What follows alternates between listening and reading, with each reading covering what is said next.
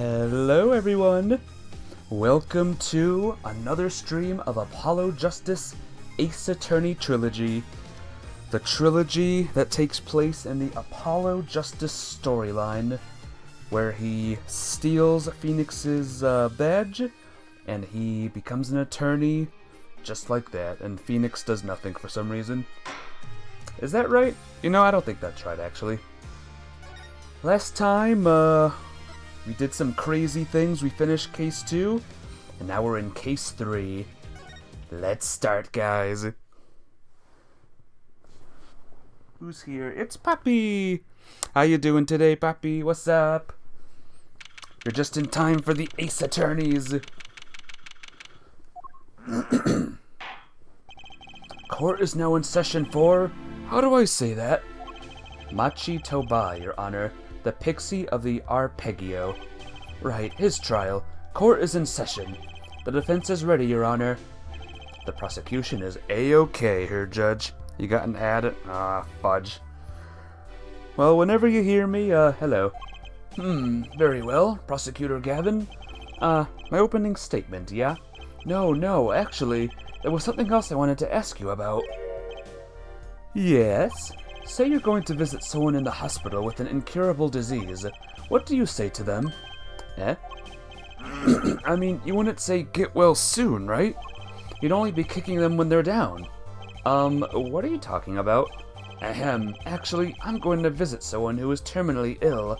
Right after this trial, the Chief Justice's son. The Chief Justice? His son is afflicted with the most terrible disease. He doesn't have long, it seems. Ah. So I thought I'd go pay him a visit. I thought seeing something moving might be the order of the day. Why don't grown-ups ever just say what's on their mind instead of pretending? She's looking at me with something like disgust. Hey, what are you looking at me like that for?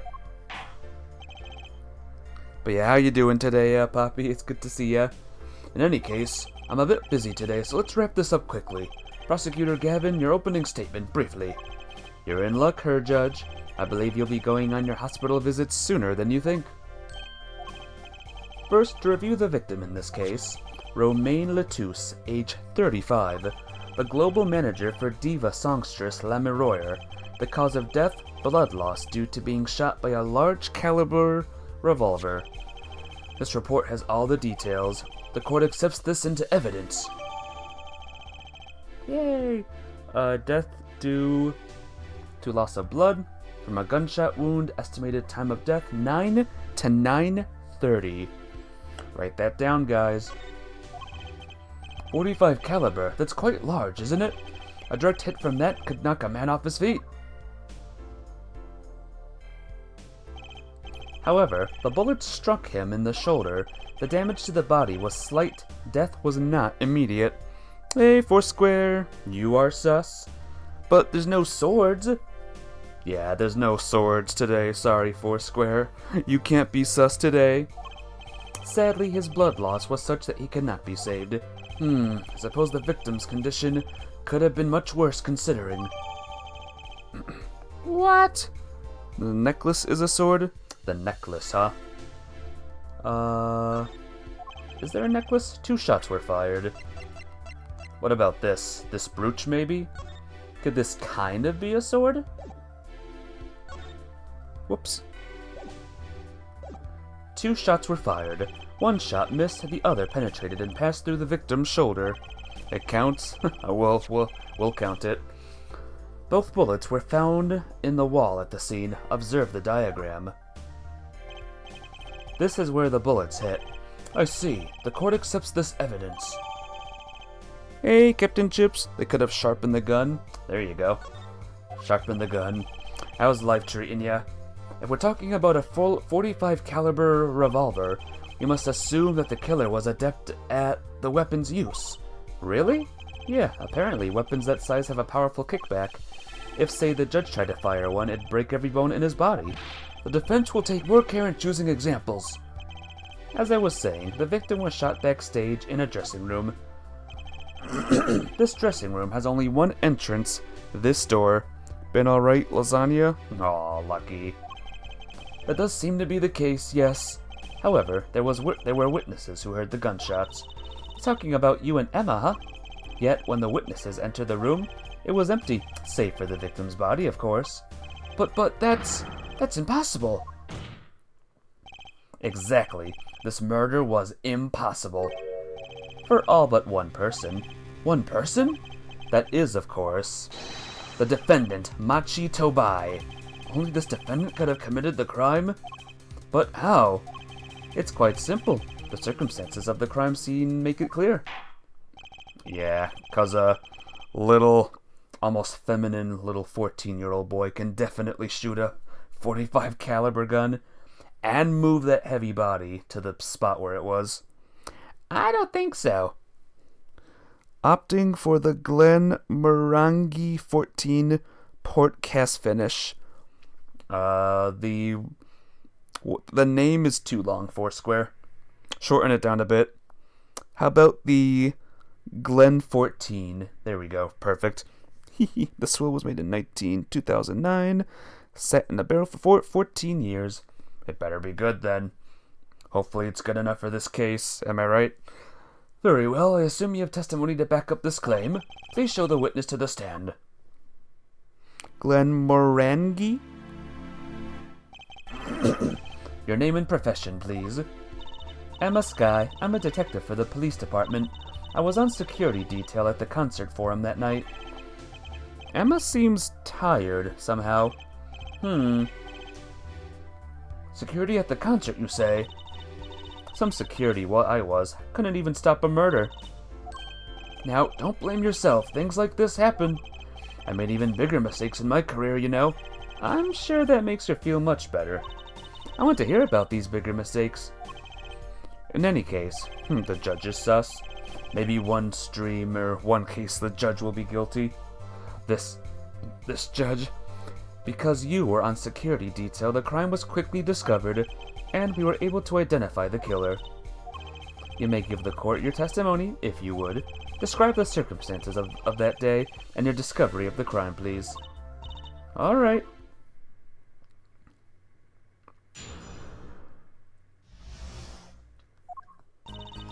The night of the murder, I was on security backstage at Prosecutor Gavin's request. Only people involved with the concert in some way were allowed backstage. At the beginning of the third set, I heard shots. You believe the distillery pronounces it Glen Morangi? Haven't I been saying the same thing, like this whole time? I heard shots. At the beginning of the third set, I heard shots. I went into the room filled with blaring rock music and found the body. I examined the scene and determined that only the defendant could have done it. It was lucky that a detective was the first on the scene. But that door was the only way out of the room, right? Yeah, pretty much. Then I don't get it. How can they say that Machi did it? Looks like we need a bit more information. Very well, the defense may begin the cross-examination.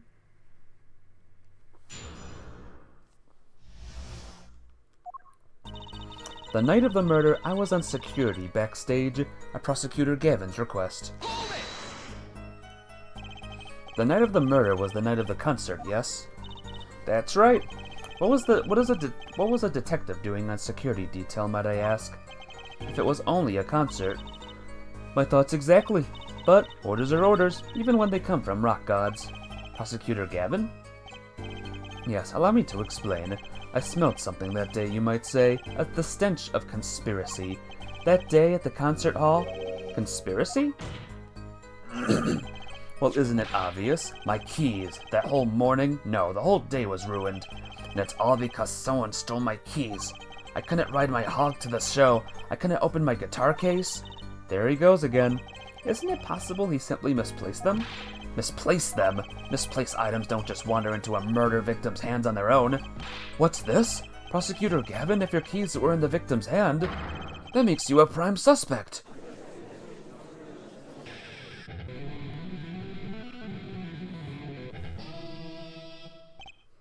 Love, slow acting anew, atroquinine is waiting for you. He's singing something. Does everything with this guy have to be so over the top? The killing happened in the middle of my concert. I was, like a sailor, adrift on a sea of sound. Anyway, I didn't want anything else stolen, so I put the detective with the most time on their hands on the task. I see. I can accept that. Well, I can't. What do you mean, time on their hands? Please, the testimony. It's a very nice intro sketch. Cool. Sounds like a good one. Only people involved with the concert in some way were allowed backstage. You were let in, though. I didn't know about that. I certainly didn't invite you.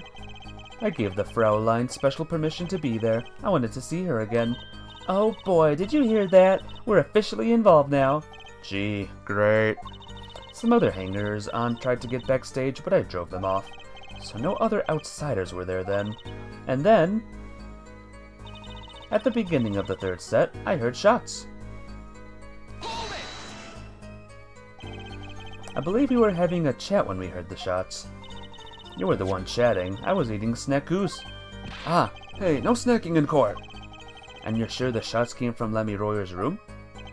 Yes, absolutely. Hey, I'm the one being cross-examined here.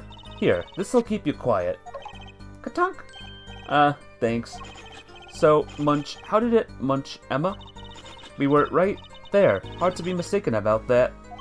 Please, either talk or eat. Not both at the same time. How in trouble would we both be at this point? Hold it. Snack time.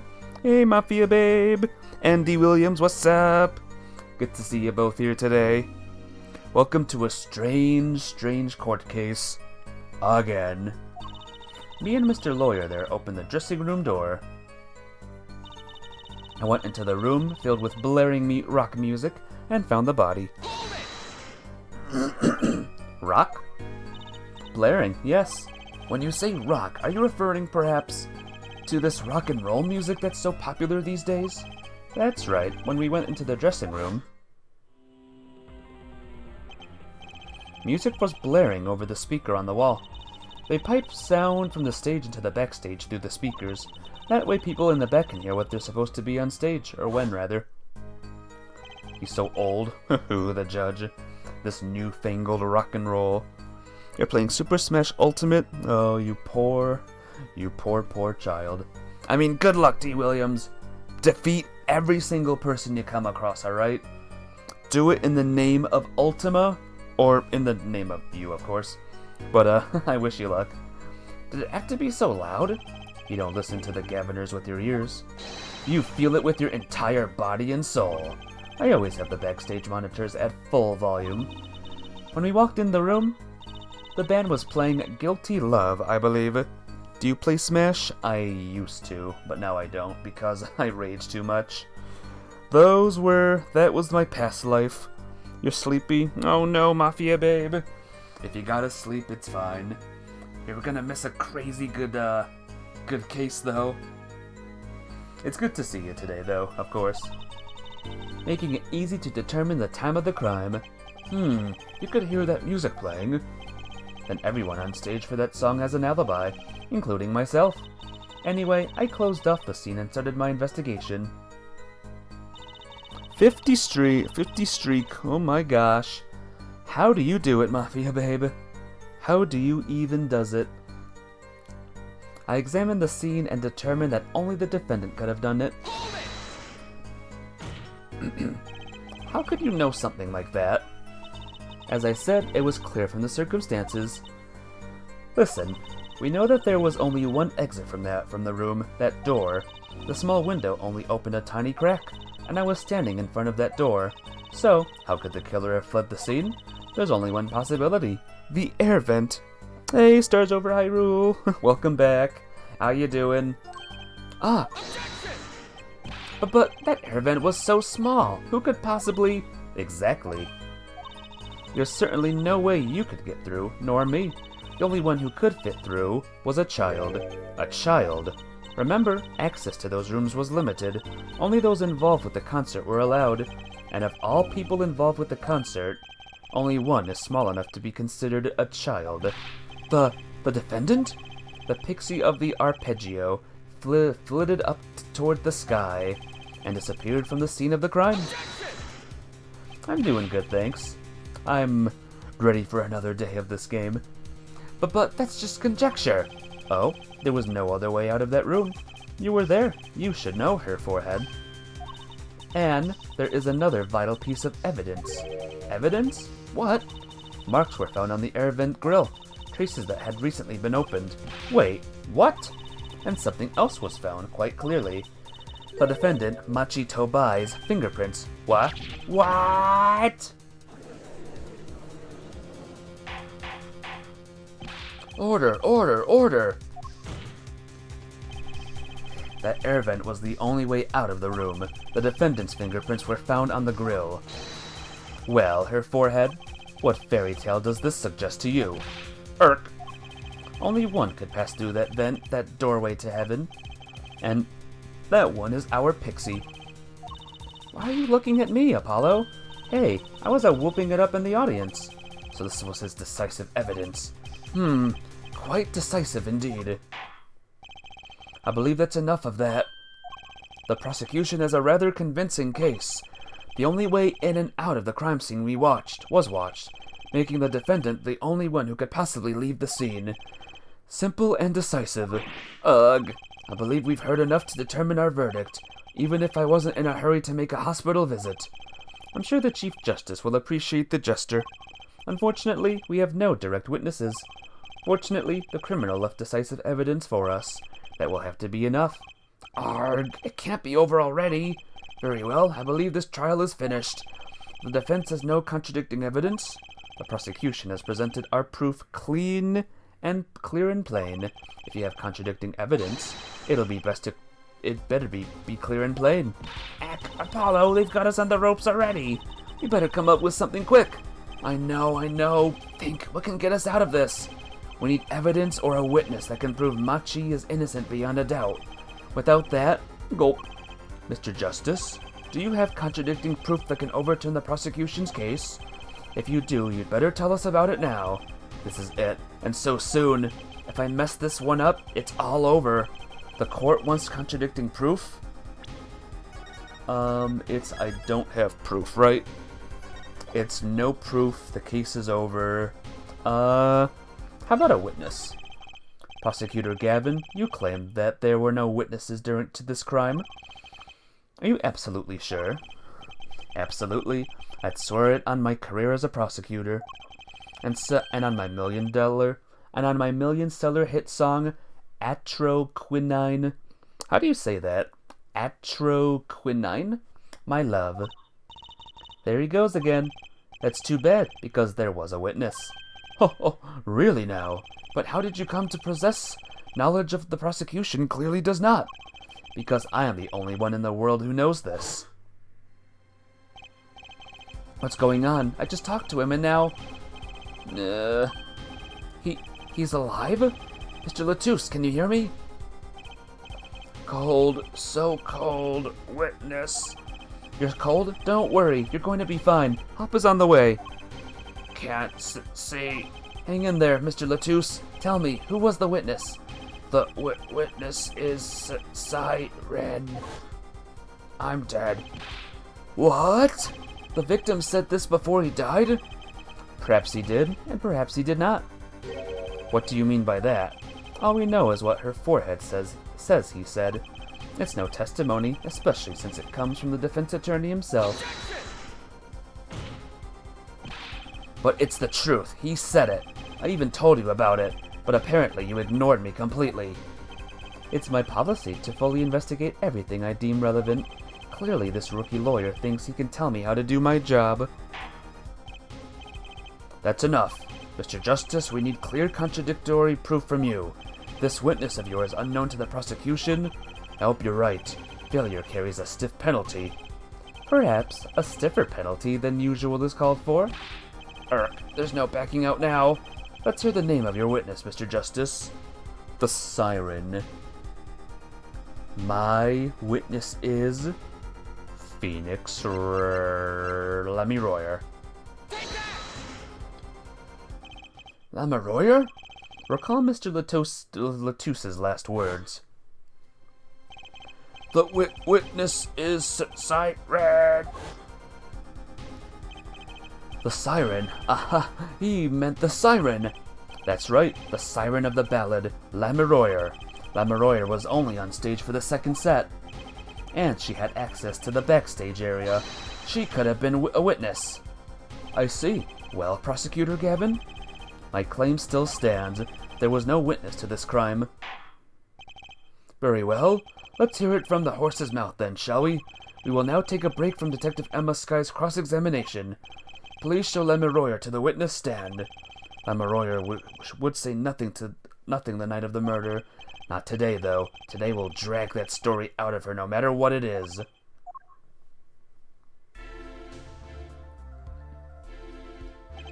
It is my distinct honor to welcome the siren of the ballad up to our courtroom. You are too kind. You can speak English? Yes, I can. Though I am not very good, there is much I do not know. You speak so well. Have you spent time here before? Actually, I do not know how I came by my knowledge of your language, nor where I studied it. What does she mean she doesn't know? I too thought to call her as a witness, but I did not. This is hype. I know, right? Isn't this exciting? Let's see what she'll say. I had a reason, of course. What's that? Lamiroyer suffers from amnesia. Amnesia?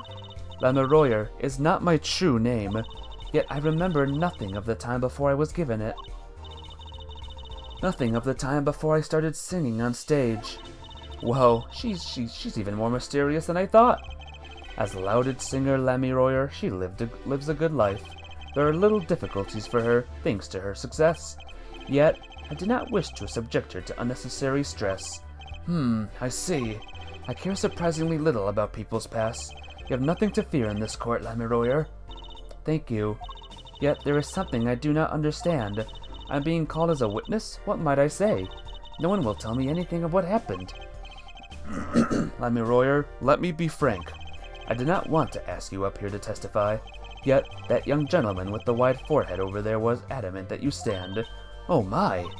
Congratulations, Apollo. You're the bad guy. Well, now that you're here, please give us your testimony. If nothing else, the sound of your voice is welcome. Tell us what you saw the night of the crime.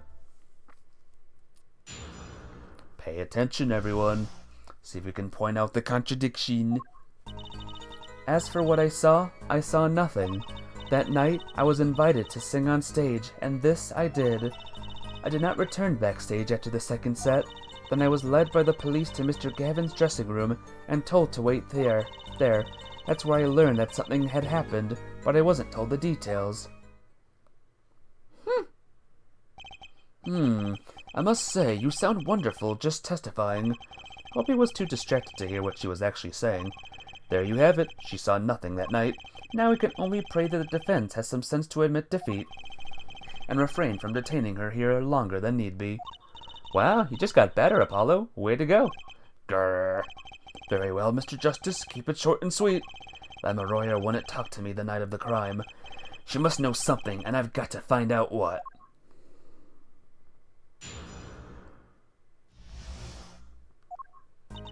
As for what I saw nothing. But you must have seen something. Mr. Latouche named you. Mr. Latouche? How can I tell you what I don't know? Lamiroyer, he said you were a witness to with his dying words. I do not know what he meant to say, but that night I was invited to sing on stage, and this I did. It was a great concert. You heard me sing? Thank you. I was hoping to get an autograph later, actually. Of course. Mr. Justice, this is a cross-examination. You're out of line. If anyone deserves an autograph, here it's me. One on my gavel would be nice. Herr Judge? What's this? It's my autograph. Now keep this trial moving. What? Oh, my grandchild will be so happy. Apparently his grandson is a big fan. The judge has a grandson? Let us continue, shall we? If you would, Lamiroyer. Tell us what you did after your stellar performance. I did not return backstage after the second set. You did not return backstage once? Where were you then? What were you doing? I was cleaning up on stage. There are many things I must do for a performance other than simply sing. And was Machi with you at the time? Unfortunately, I do not know where he was. So much for an alibi for Machi. This dang it dementia had a kid and a grandkid. Yep, that is true actually. He had a son also.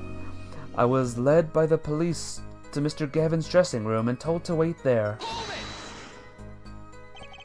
With Machi, correct? How was he then? He seemed as he always does, though I believe he was shocked by the news of Mr. Latouse's death. Yet, he is not the type to show much emotion. Yes, he's given the police no end of headaches. He answers most questions with silence, and those glinting frames speak nothing. The questioning hasn't gotten very far. He sat there waiting. That's when I learned that something had happened, but I wasn't told the details. How was the incident explained to you? I was told nothing in detail, only that Mr. Latouse died. Of course, investigations require some security. Mr. Latouse was my manager. I wanted to know more. I should have been told. Both Machi and I were beside ourselves with concern. Allow me to apologize, but please understand. Keeping you in the dark was as painful for me as it was for you. Yes, I understand. Think, what doesn't ring true about her testimony? Try to imagine Lammy Royer lying. She might not be lying, but she's hiding something. What did she tell me the night of the murder? Alright. This is where it's, guide time. Because once again, I kind of don't remember.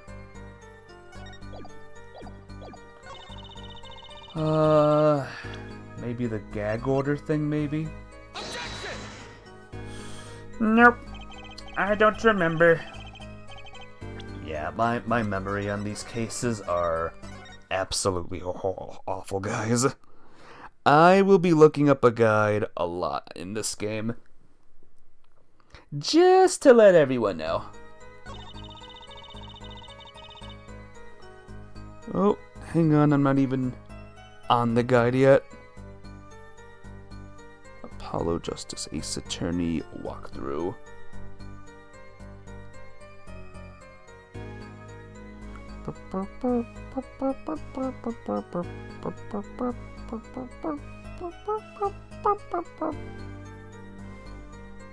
Hang on, almost there.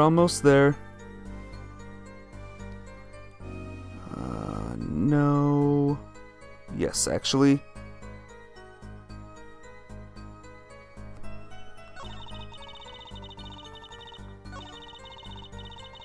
Oh, it's this one. See, you know what I mean? I did not return backstage after the second set. Oh, but what was there? At the second set. I'm sorry, Lammy Royer, but I'm having trouble believing you. You remember this brooch, do you not? Why, that's Lammy Royer's. She was wearing it for her song. Care to add that to the testimony, Prosecutor Gavin? What? This brooch was found after the murder took place, at the very scene of the crime. What? Lammy Royer, how did your brooch get backstage if you did not go there yourself?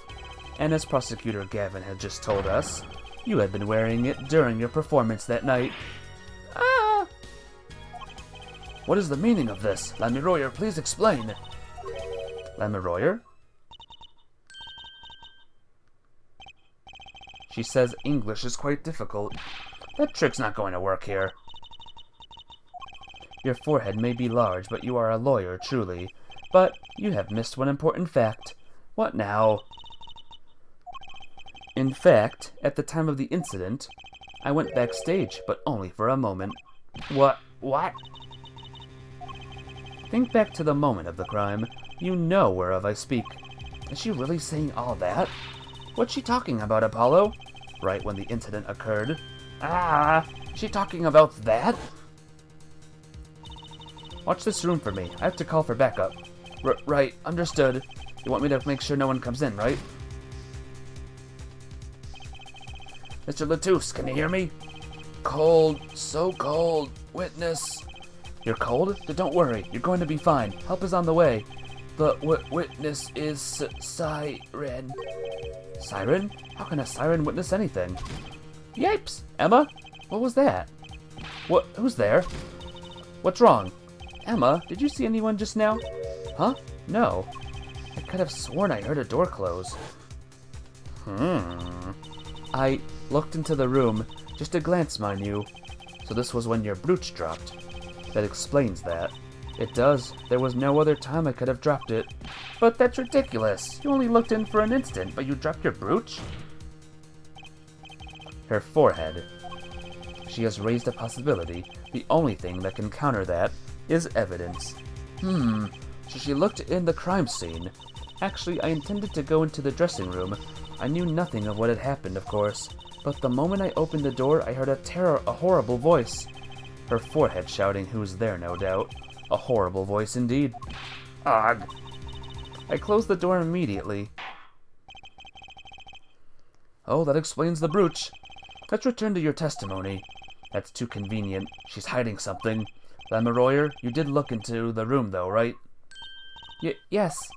Testify as to what you saw. Very well, though it was only the briefest of glimpses. When my performance was finished, I went backstage for just a moment. I saw nothing, the late Mr. Latouse's body, behind a wall. Well, guys, I think there's a thing here. This part took forever for me to do, by the way. I did not know where it was. Her forehead's terrible voice, yep. Anyway, let's do some perceiving. I saw nothing. The late... Wait a minute. The late. Do you see that? Who could notice that, guys? Not me. I think I looked at this on a guide or something? I don't know. Anyway. Gotcha!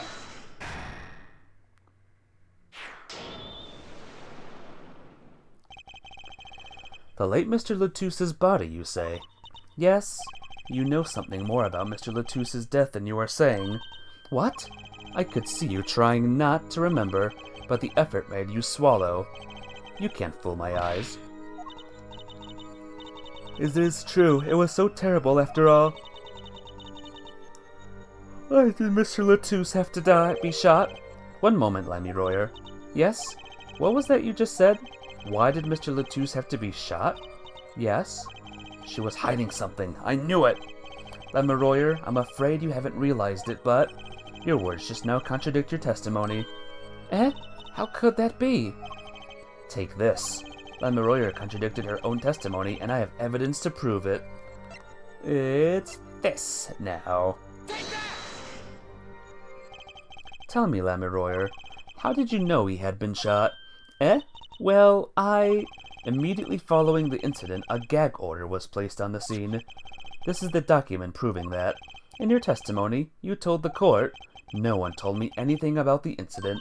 Ah! Furthermore, you testified that you had seen nothing. Yet you knew that Mr. Latouse had been shot. How could you have known? Yark! Who do you guys think did it, by the way? Who's the real murderer of this case? It can't be Tobai, right? Lemuroyer! You weren't hiding something from this court, I hope. That sweet song of hers was sounding a little too sweet.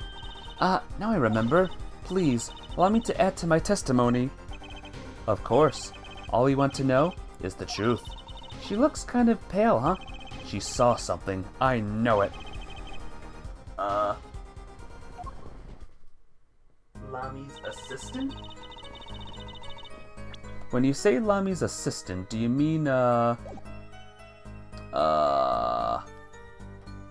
not Otto. Oh, I can't even see my stuff. Do you mean Machi Tobai? Because he's the defendant in this case. I saw bullet holes in the wall and knew Mr. Latouse had been shot.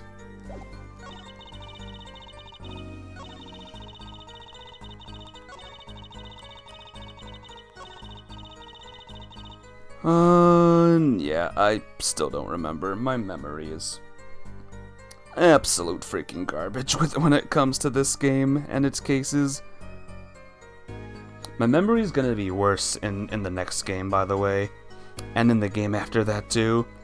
So expect me to use a guide a lot for this game.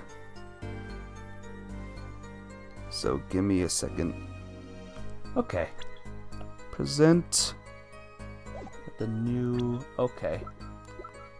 The diagram. Here we go. You have no clue then? We'll see. Lemuroyer, they call you the Siren of the Ballad, but lies are hardly becoming of such a creature. A put-down worthy of our prosecutor, Mr. Justice? Such put-downs are hardly becoming of you, Apollo. Stop polishing your forehead and start polishing your character, yeah? Come on, can I be cool for once? Observe the diagram. Lemuroyer, you... Hang on a minute. Okay. You looked in from the door for just a moment, correct? Yes, that is so. There were bullet holes in the room, yes, but they were in the wall the door is on. Eh? You see, assuming you merely glanced into the room, you couldn't have seen those bullet holes. Yark! Lemuroyer? Yes, I'm afraid the defense has raised a good point. It appears you have been holding back something. And I must tell you what it is that I saw? Yes, the happenings in this trial are being recorded, and I'm certain it will be on the news in Borginia. You understand your reputation is at stake. It falls to you to avoid tarnishing it. Personally speaking, I still believe that cross-examining her will yield us absolutely nothing. Did you ever play the Ace Attorney Chronicles? If you mean the first 3 games, yes. If you mean the next 2 games, like the old Ace Attorney games with Phoenix's ancestor, I played the first one.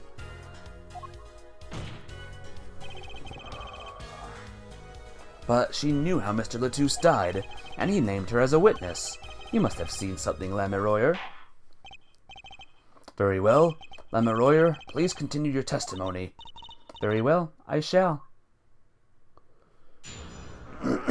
New testimony, mother... I was on my way from the stage to the backstage exit. There was something like a little window there. That's how I saw it. There were 2 shots. I couldn't do anything to stop it. But it wasn't Machi. It was a grown person. I know it was. Yeah, the one where you play... will you play the second one? It would be cool if I could stream the second one, to be honest. That's my big plan when this game is all done. So did you witness the crime? And the killer was a grown person, you say? Ah, this is my first time hearing this, I assure you. Nice play, her forehead. Very well, Mr. Justice, you may begin your cross-examination. Great going, Apollo. You are right about Lemuroyer. What's wrong? You don't look too happy. This whole thing smells fishy. That's what's wrong. Psst. I was on my way from the stage to the backstage exit. So you were heading toward the dressing room? Yes. So this is a little before she opened the dressing room door and dropped her brooch. About the same time Emma and I heard those shots. I was on my way back. There was something like a little window there. That's how I saw it. What exactly is something like a little window? Yes, well, window is the best word I know in English. I think this is how it is said, yes? You need not worry, Lemuroyer. Your choice of words is impeccable. There is a small window in the dressing room in question. Perhaps the defense remembers this detail. That little window on the wall. I, saw the crime from there. There were 2 shots. I couldn't do anything to stop it. You are certain you heard the 2 shots fired? Yes, quite certain. I was on my way to the backstage exit. That was when I heard a faint sound, like a gunshot. Wondering what it had been, I peered through the window. That is when I heard the second gunshot, much closer. And there were 2 bullet holes at the scene. No contradictions so far. It all happened on the other side of that window. There was nothing I could do. But it wasn't Machi. It wasn't Machi who shot? Are you sure? Yes, quite certain. It amuses me that you would question her testimony. It is a testimony in your favor. Isn't it my job to object? Yeah, Apollo. What were you thinking? Shusi, let's just listen to what Lemuroyer has to say. Can you tell me how you were so sure? Yes, of course. You see? It was a grown person. I know it was. A grown person? That's a little vague. I am sorry. My skill with your language is lacking, I know. Certainly you could at least see whether the shooter was male or female. It was a man, a young man. And you're sure of that? Yes, his voice was quite clear. Voice? Looking at this diagram, it seems the dressing room was quite cluttered. It does seem likely that you wouldn't have a clear view of the shooter. As a singer, I rely more on my ears than my eyes. When I hear a voice, I do not forget it. That voice was the voice of a man. So you heard the voice, but wait. Couldn't that have been the victim, Mr. Latouche? Absolutely not. Did I not just say that I do not forget a voice? If it was Mr. Latouche who spoke, I would have known. Indeed. So you were at the window and you heard the shooter's voice. The voice of a young man. Apollo, this is a good testimony. That proves it wasn't Machi. Indeed. If this turns out to be true, it would cast this case into a considerable different light. What is the defense's opinion of this testimony? As much as I hate to say it, it's contradictory. Though it pains me to say this, there's something about Lemuroyer's testimony that rings false. Hello! Nebo, welcome to the stream. You're awake. Good morning to ya. How you doing? Bravo, her forehead. You're colder than I thought. I'm sure you remember what the problem is as well as I do, Gavin. As has been established, no grown man could pass through that air vent. He couldn't have fled the scene of the crime. But that means Lemuroyer has to be lying. I know, and I know it's bad for our case, but I can't shut my eyes to this. Believe me, the idea was tempting. It is as her forehead says, yet this is not the only contradiction within her testimony. More like good night. It's 2 a.m. Oh no. Woke up at 2 a.m. What time did you go to sleep? What next? What's he talking about? Lemuroyer. I understand why you would want to protect Machi, yet remember, you are the siren of the ballad, and lives do not become of such a creature. What does the prosecution mean? Apollo, what's he talking about? How come no one bats an eye when he says stuff like that? I recall the state of the crime scene quite well. The state of the room? Yes, and when the murder took place, that window was closed. I find it hard to believe you could hear a voice through it. What? But I'm sure... Lemuroyer, I have nothing but the highest regard for your musical sense, but my opinion of you as a witness is somewhat lesser. But she's the only eyewitness we have. You're going back to sleep? Just wanted to say hello. Thanks for coming, Nebo. I will see you hopefully tomorrow. Have a good night's sleep. So you say, and the victim named her, the siren, as the witness? That's right. That's what Mr. Latouche... We heard your claim, we even entertained the possibility, and it brought us to this. Her judge?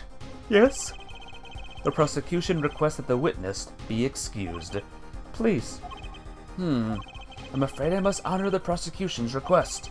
There is indeed a question of the witness's credibility. But if Lemuroyer can't testify, then we don't have a chance of proving Machi's innocence. This cross-examination is over. Prosecutor Gavin, you may continue making your case. Danky, now where were we? Ah, yes, I would like to hear from Fraulein Detective again. Wait, let me hear Lemuroyer's testimony one last time. But the cross-examination is already over. Until such a time as a need arises. This witness may leave the stand. I'm sorry I cannot be of more assistance. Well... At last, back to the real trial. Ready, her forehead? Grrr, I hope I didn't miss my only chance. Fraulein Detective, how far had we gotten until we were so rudely interrupted? Don't ask me. I dislike saying the same thing twice, and I never repeat a song for an encore. If you would, Miss Sky? I believe I was saying that the only way Mr. Latouse's killer could have escaped was through that air vent on the ceiling. Ah, yes, there was only one door in the room, and a witness who was standing in front of it. That air vent isn't very big, see? Kind of limits the people who could possibly get through. I certainly would have a difficult time. You sure would. Not that you would have been there in the first place, though. Remember, the whole backstage area was off limits to people not involved with the concert. The only one who meets the conditions for our killer is the defendant. A virtuoso performance. I couldn't put it better myself. She does state a clear case, though reading the report, something caught my eye. Oh, what's that? The circumstances of the defendant's arrest. The circumstances? Again? Hey, that's right, Apollo. Remember when we found Machi? That was bizarre. She's right. Why did Mr. Latouse's body disappear from the room? And end up on top of that stage tower? Holding a guitar, no less. A perceptive observation, her judge. Thanks. It was kind of an accident, really. But you work in this job long enough. You get a nose for things. The judge sure seems pleased with himself. Very good, Fraulein Detective. Perhaps you can tie it all together for us. Why was the body moved? And how does that lead us to the killer?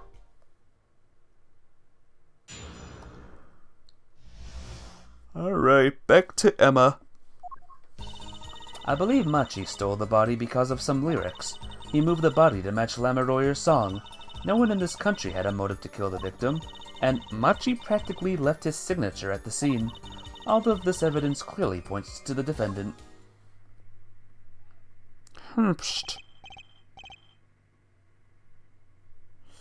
Lamoureux's song?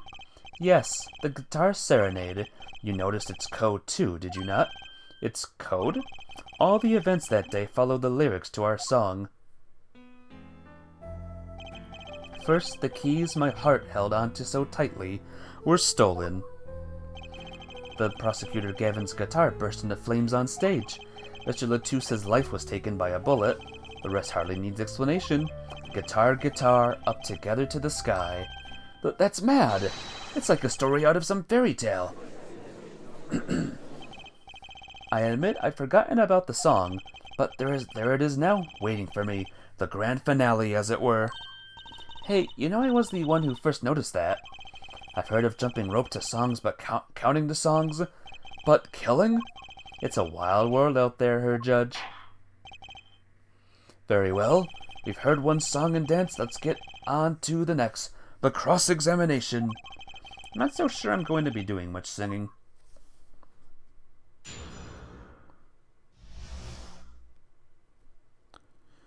Alright. I believe Machi stole the body because of some lyrics. Who would steal a body just to match some lyrics? I didn't believe it myself, but it can't just be a coincidence. It is as Fraulein Detective says. Let us begin with the first verse, if you would, Fraulein Detective. What? You want me to sing it? You are the witness, yeah? Or did you want me to sing? I warn you, my fee as vocalist is not trivial. Fine, fine, ahem. Let's look at the first part of the lyric, shall we? When you stole away the keys my heart held onto so tight. Indeed, my favorite heart-shaped keyring was stolen this morning. Next we go to the right page of the lyric sheet, where we find, burning on in my heart, fire, burn my love away, all away. As we know, prosecutor's Gavin's guitar burst into flame. Like a bullet of love, fire, take my life away, all away. Bang. Mr. Latusse's life was taken by a bullet. Bravo, Fraulein Detective. You're singing. It's not bad. Now for the finale.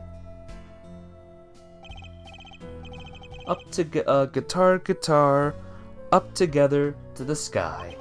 As it says in the lyrics, Mr. Latousse was found with a guitar high in the sky over the stage.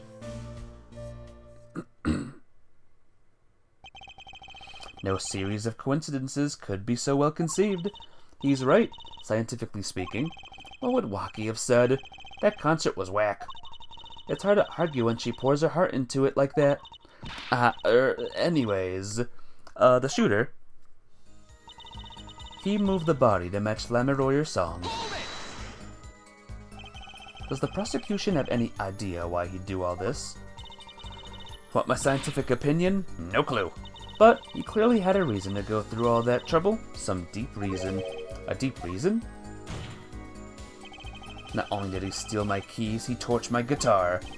Unforgivable acts even if he had a reason, and worse if he had none. The diva's complaints aside, I can't imagine someone just doing this on a whim. Just a whim. Fraulein Detective, I take offense at that description. Indeed, it does seem too well rehearsed, shall we say. Yes, this crime was planned for sure. No one in this country had a motive to kill the victim. But Mr. Latousse spoke English. He may have come to this country before. I looked into that, I assure you. Oh? It was his first time in the country, it seems. Apparently, he learned English on his own. Great. You see, no one here had a motive to kill him, and certainly not in such an elaborate fashion. It does seem difficult to imagine. Unless our famous prosecutor did it as a publicity stunt. What did you say? Prosecutor Gavin, you did this to promote your song? And there we go, guys. It was Clavier Gavin the whole time. Of course not, and I'm quite dismayed by the ludicrous nature of her claim. Why would I need a promotion? Everyone already listens to my music. They're even in my textbook at school. Never heard of them. What does that say about me? I was just kidding. Don't get all worked up, Glimmer Boy. And Machi practically left his signature at the scene. What do you mean by his signature? The bullet holes in the wall, of course. The bullet holes? The revolver was fired twice. One shot missed and left a hole in the wall. And that means what exactly? That dressing room isn't exactly spacious. Picture the shooter facing off with the victim in there. They can't even have been more than 5 feet apart. It would be difficult, almost impossible to miss at that range. Difficult to miss, you say? Very. Assuming the shooter could properly aim. No, you can't be serious. Machi, he can't see. That's why he missed. It's the only explanation that makes sense. Use sound and other senses to fire the gun. Poorly. That reminds me, the monitor in that room was blaring at the time, yeah? Hardly ideal conditions for tracking by sound. A blind shooter. No wonder he missed. I knew those bullet holes would come back to haunt me. Sparkly prosecutor? He's pretty sparkly. I'm going to raise an objection. Sure, there were bullet holes left in the wall, but that doesn't prove the shooter couldn't see. Oh, how so? Well, there could have been a struggle with the victim. That's certainly possible. And it might have been the revolver's fault. The revolver? The revolver was a very large caliber, correct? But the shooter wasn't used to firing such a large weapon. Why, it could dislocate their shoulder. Exactly. The defendant, Machi Tobai, is, as you can see, tiny. It's not so hard to picture him firing the gun and missing entirely. The kickback alone would throw off his aim.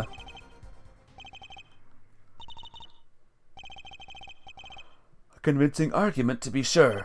Haha, take that, smug prosecution. Apollo? Huh? What? That bit about Machi being tiny? And the gun throwing off his aim? Aren't you kind of, admitting that he did it? Oh. It does not matter why he missed. What matters is that the shooter was, without a doubt, the defendant. Even the defense seems to agree on that point. Yerk! Cripes, I really put my foot in it this time. But let's get the facts of the matter on the record. If you would, Fraulein Detective. Very well. The witness will add this to her testimony. Right.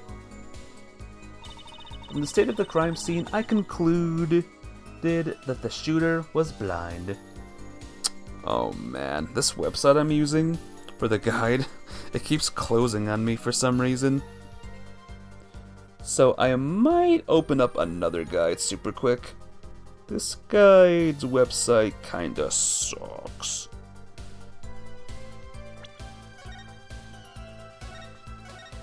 What's that? Save the game? That's a good idea, guys. That's the best idea.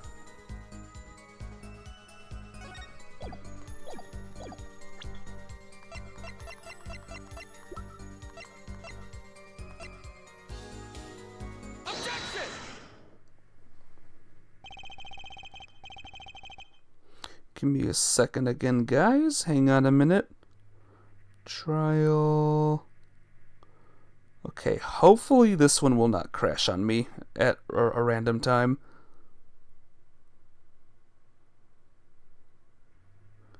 Okay, the prosecution holds that the shooter couldn't see. A scientific conclusion based on thorough examination of the crime scene, yes. Apparently not thorough enough. Of a certain piece of evidence that completely overturns your claim. What? This is the evidence. The photograph of the crime scene? I don't care much of the smirk on Prosecutor Gavin's face, but this is no time to think twice. Time to press on. Yes, Your Honor, the crime scene.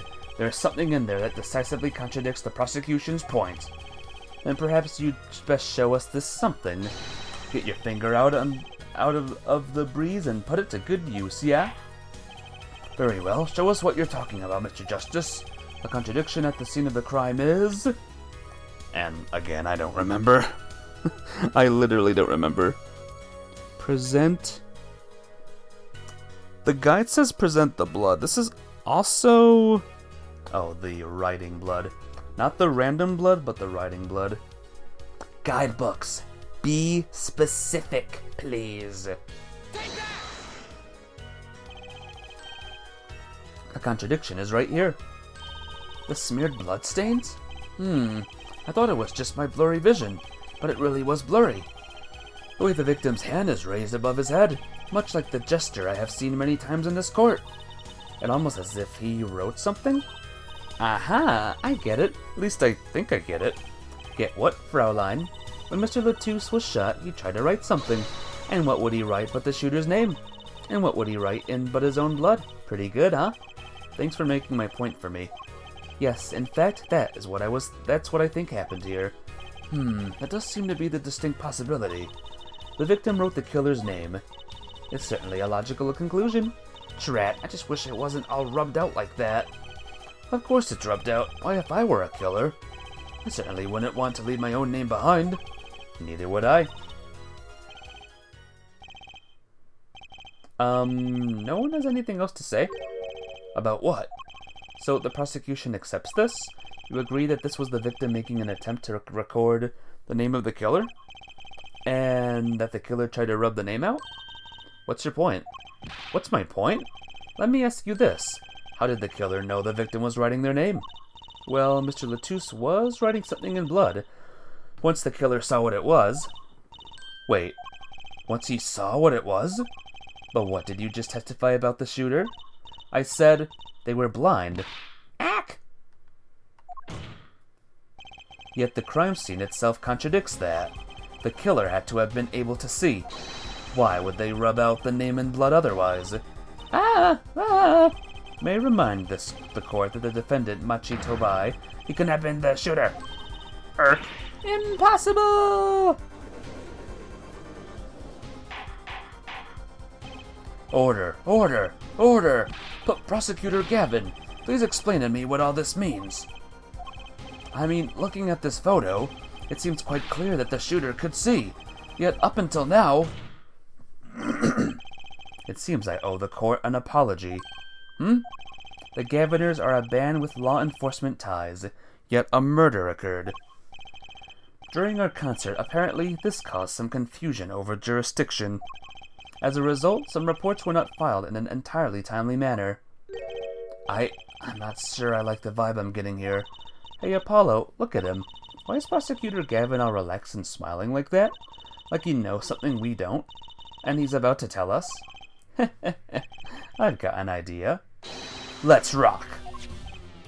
With these documents, but before that, I have a question for the Fraulein detective, if I may. What? Tell me, why do you think that Machi Tobai is blind? Huh? What did he say? What are you saying? Of course he's blind. Of course. He's the blind pianist, right? So he's... Doesn't Lamy Royer lead him around by the hand all the time? No way. I have a report here on the defendant, Machi Tobai. According to this, Machi Tobai can see perfectly well. What? His blindness was merely a publicity ploy by those clever Borginians. He can see quite well. But you said... What did I say exactly? Her forehead, not once in the course of this trial, have I claimed the defendant was blind. The only one who did was Fraulein Detective. But that's a significant fact, yes. Consider Machi Tobai sees, and he was the only one who could have fled through the air vent. I see no problems with this. But what about the bullet holes in the wall? Yes, the bullet holes. I believe her forehead neatly explained those for us. He didn't miss because he couldn't see. It was the kickback from the .45 caliber revolver. A simple accident, in other words. Ack! How's that? I'm afraid your objection has just flown off for brighter skies. Irk! This is where the real fun begins, her forehead. Yarg! So our blind kid could see. What does it mean, or whatever? I knew you didn't have what it took. You jerk! Just what was I in here for? Comic relief? Yeah, apologize. Oh, sorry. That's no way to apologize. He's angered the juicy now. Look out. If we can push, please end this bickering now. Whatever, I'm not leaving. I can't leave like this. I'll come up with some clue to solve this case if it kills me. But your testimony has already given us enough to convict the defendant. Ugh, don't say that. Uh-huh, what? The bloodstain. The criminal tried to wipe it off, right? That seems to be what happened, yes. We might be able to find out what was really written here. Really? You can do that? That's right, with this. It's called luminol. Maybe you know of it. It's a chemical that reacts to blood. Ah, yes. Have we done those tests yet? Ha! As if I'm going to tell you. The bloodstains covered a section of the carpet. In order to perform blood tests, the section was removed and submitted. Perhaps we should request it here in court now? Right. Go for it, Apollo. Huh? I have to do the test? You just have to spray the luminol on it. Simple. A chemical that reacts to blood. I've heard of this somewhere. Yes, I believe an analysis is called for. Have at it. Ah, just like the old days, guys. The old Game 1, Case 5 days. Right, ready? It's easy as pie. Just press A to spray an area. Here, give it a try. The eyes of the entire court are focused on me. Apollo, your hand's shaking. Ugh, let's do this. It's not working.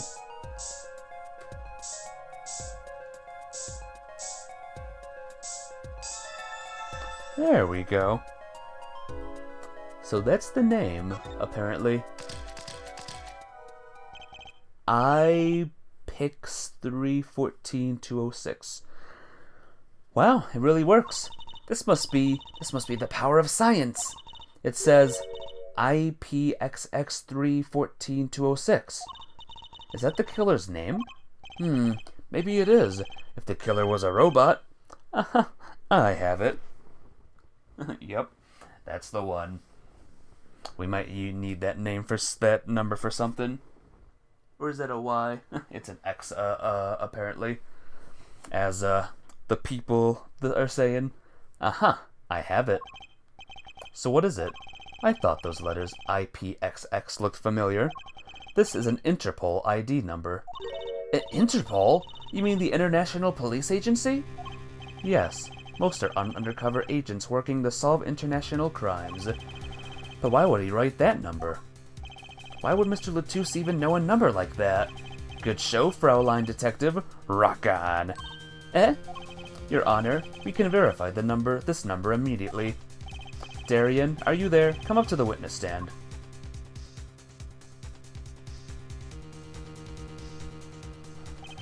Darian, you heard what we need. Go check into this Interpol ID number. Sure thing. Give me 30 minutes. No, give me 27. I'm not sure what to think of all this. The prosecution's case is airtight, or so it seems. Yet if this number is really that of an Interpol agent... Oh, wait. I know. What if Machi Tobai's really an undercover Interpol agent? That would be a possibility. Possibility, yes. And one that would mark him as the killer for certain. Why didn't Mr. Latouche know an Interpol ID number? That's what I want to know. Well, we have some time while we await Darian's report. Let's work on unraveling another mystery, shall we? A curious mystery concerning Machi Tobai. What are you talking about? Fraulein Detective, please accept my apologies. I received word that the defendant could, in fact, see just before the trial began. It seemed too much of a bother to tell you. You had me up until that last bit. Does this not raise a further straightforward question? Well, sure. Why did Machi pretend he couldn't see? Exactly. It makes little sense. What do you think, her forehead? Huh? Me? Machi Tobai pretended he was blind. Do you know why? How could he know? Wait, Prosecutor Gavin knows why, doesn't he? He's known from the start of the trial. He's been leading us on this whole time. Something wrong? Do you think perhaps this is all some kind of game? Knowing the moment I heard that report, I knew why. Suppose people who have sold over 1 million records really are something else. What does that have to do with anything? There was a reason why Machi Tobai pretended to be blind. But it wasn't for his own sake. Getting the picture now? It wasn't for himself? Well, Mr. Justice, can you present evidence that shows us why the defendant had to feign blindness? Alright, real quick.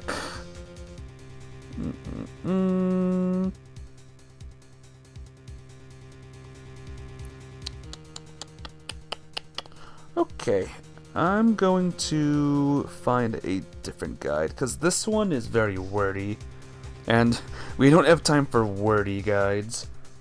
We just need answer guides. Guides and walkthroughs. Sorry, guys. I know waiting is annoying, but what can I say?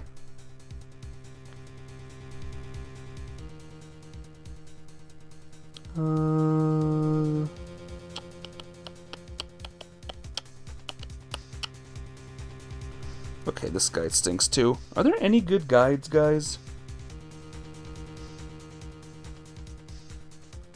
Just give me a second. Oh, this leads to an ad. That's cool. That's not suspicious at all. Okay, here we go. This one's promising. This one's promising. Now I just gotta find where we are real quick.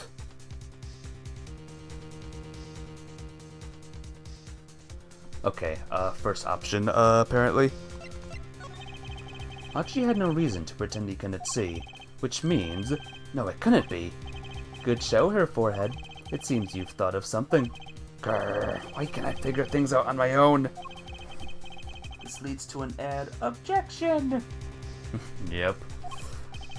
Objection, I don't like ads. There you go. Not anymore, there aren't. Yeah, not anymore, there's good guides. Look at this. This is why he was pretending he couldn't see.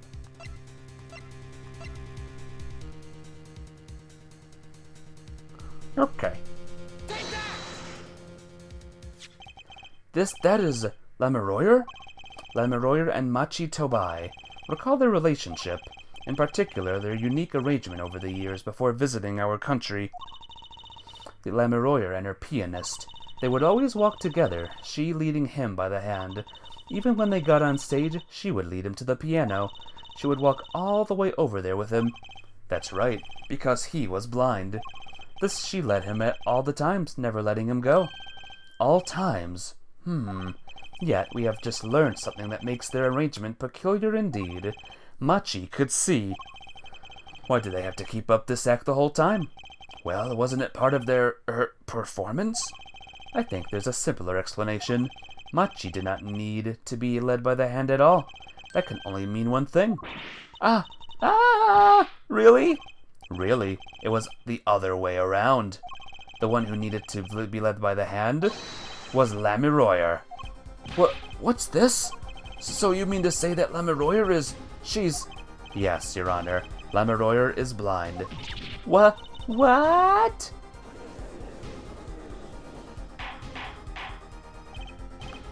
Order. This is crazy. Prosecutor Gavin. Is it now?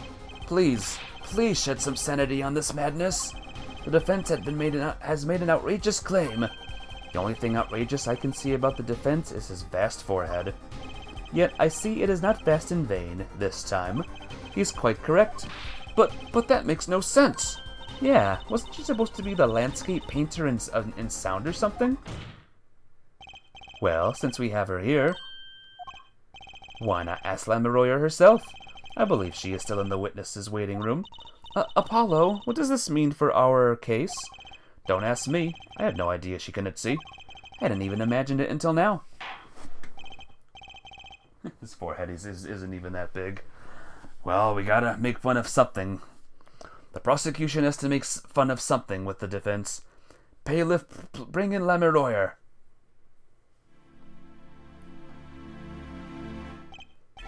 Lemuroyer, it pains me deeply to call you before us in this way, and yet I must. Please do not be concerned on my behalf. Those eyes, she really can't see, really? It is true.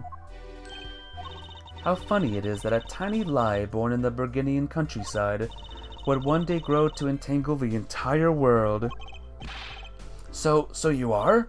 Yes, as I mentioned before, I had no memory of the time before I became Lemuroyer. Know, too, that my memories begin in darkness.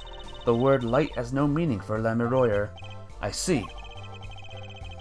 You may recall me saying something toward the beginning of this trial of her forehead. What's that? I believe I said it was unfortunate this crime had no direct witnesses. Now, Lemuroyer, I must ask you to stand once more. Will you testify to the court about your eyes? Of course. It was never my intent to deceive any of you. May I begin, Your Honor? Yes, of course. Though I admit I'm a little lost here. I think we're all a bit lost here, Your Honor.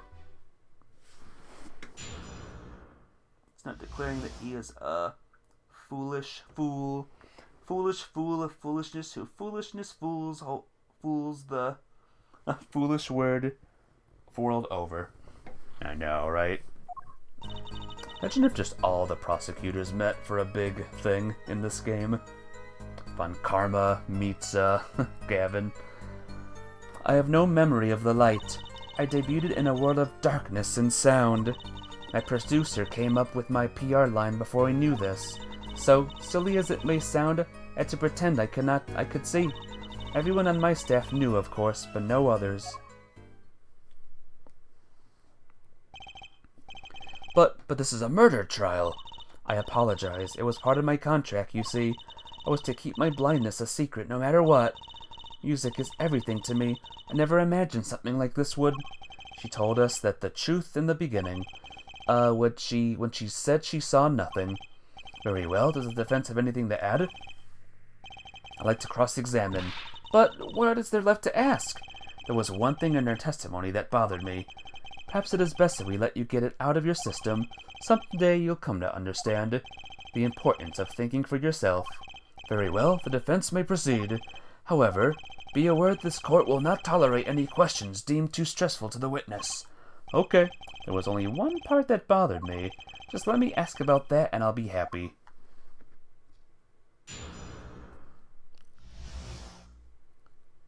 Let me get into the, my chat room proper now. You're gonna lurk, Mafia babe? Alrighty.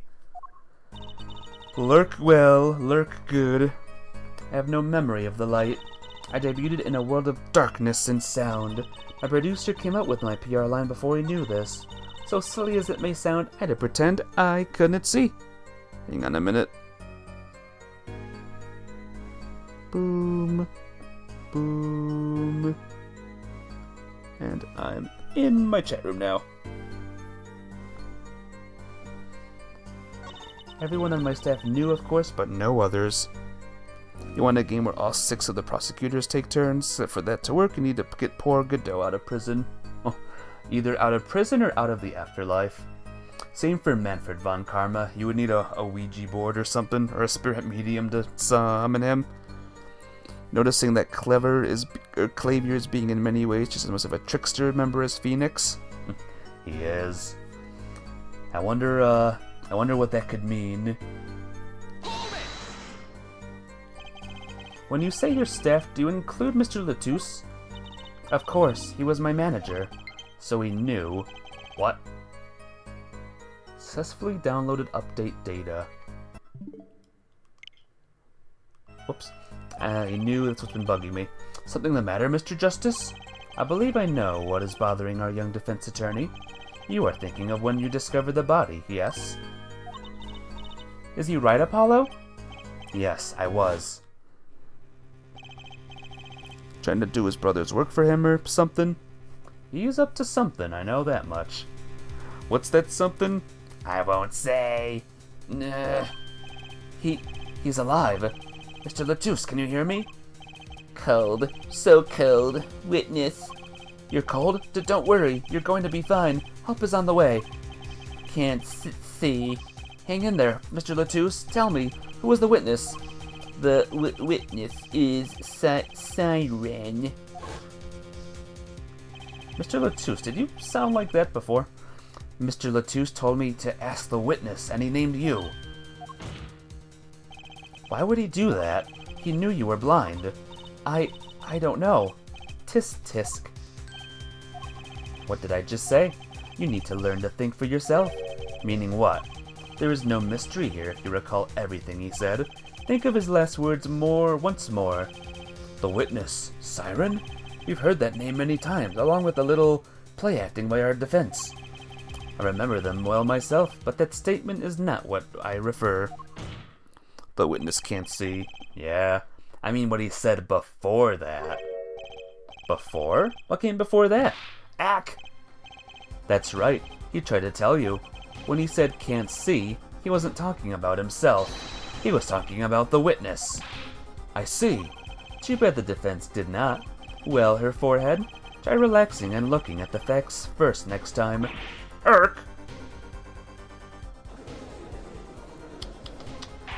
Oh dear. Order, order! Recall Lammy Royer's earlier testimony. I was on my way from the backstage to the stage from the backstage exit. There were 2 shots. I couldn't do anything to stop it. But she couldn't have heard those gunshots. I thought we proved that. That is not the most important point here. The moment he was shot, Mr. Latouche witnessed her through that window. Why else would he have named her as the witness? Ah, but I really did hear them. 2 gunshots, and the man's voice. Unfortunately, such a thing was impossible. The window was closed. We have already run a simulation, of course. But it was so clear. If I heard that voice again, I would know it in an instant. Your Honor. What is it, bailiff? Can't you see we're in session here? We have the results back from the investigation. The investigation? Ah, the Interpol number that Mr. Latouche left us. Well, let's hear it. We will continue this cross-examination afterward. Detective Crescend, your report, please. Sup, bro? I asked Interpol about that number. I'm sure you'll find their answer intriguing. Quick work as always, Darien. Well, tell us about the number. Is the defendant a secret agent? IPXX314216. The agent registered under this number was Romain Latos. What? Our undercover Interpol agent was Mr. Latos himself. He was apparently in the middle of an operation, so when he wrote those letters, he was trying to tell us his own identity, and a cautious killer tried to wipe them away. Mr. Latos was an undercover Interpol agent. Why is he wearing a shark onesie? 'Cause he's a shark. He's a shark with a big hairdo. So him being Lamoureux's manager was just a cover, most likely. There's one other important detail I found. Well, out with it. It concerns that 45 caliber revolver, the murder weapon. Apparently, it belongs to Romain Latos. He had an Interpol permit to carry firearms, and the registration number on the revolver matched. So the victim was killed with his own weapon, which makes sense. It's hard to imagine someone who wasn't an Interpol agent with such a large revolver. So the victim was an Interpol agent on an undercover OP. How long did it take him to style that? A long time. How'd he get through crowded hallways? He just does. He just knows it well. His hair. Things. Wonder how that ties into everything. It's got to tie in somehow, you'd think. Yeah, somehow. Thanks for looking into that for us, Detective Grisend. It's a great help. Oh, no problem at all, Your Honor. I'll be heading out. What? Wait. Look, Lamoureux? Is something the matter? That voice just now. Darien? Mr. Darien, is it? It was him. I am sure of it. It was him? You aren't saying... That voice I heard talking to Mr. Latos when I heard the gunshots fired? It was him. It was Mr. Darien. Is this some kind of a joke? What? No way. The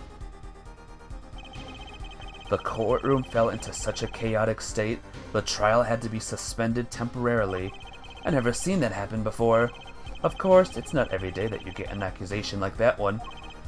Lamoureux fingering Darien Crescent. Not only is he a guitarist, he's a detective. Could it really have been his voice Lamoureux heard? Things were changing fast, and frankly, I wasn't sure I could keep up with it. Hey, no wimping out now, Apollo. Ooh, what a twist that is.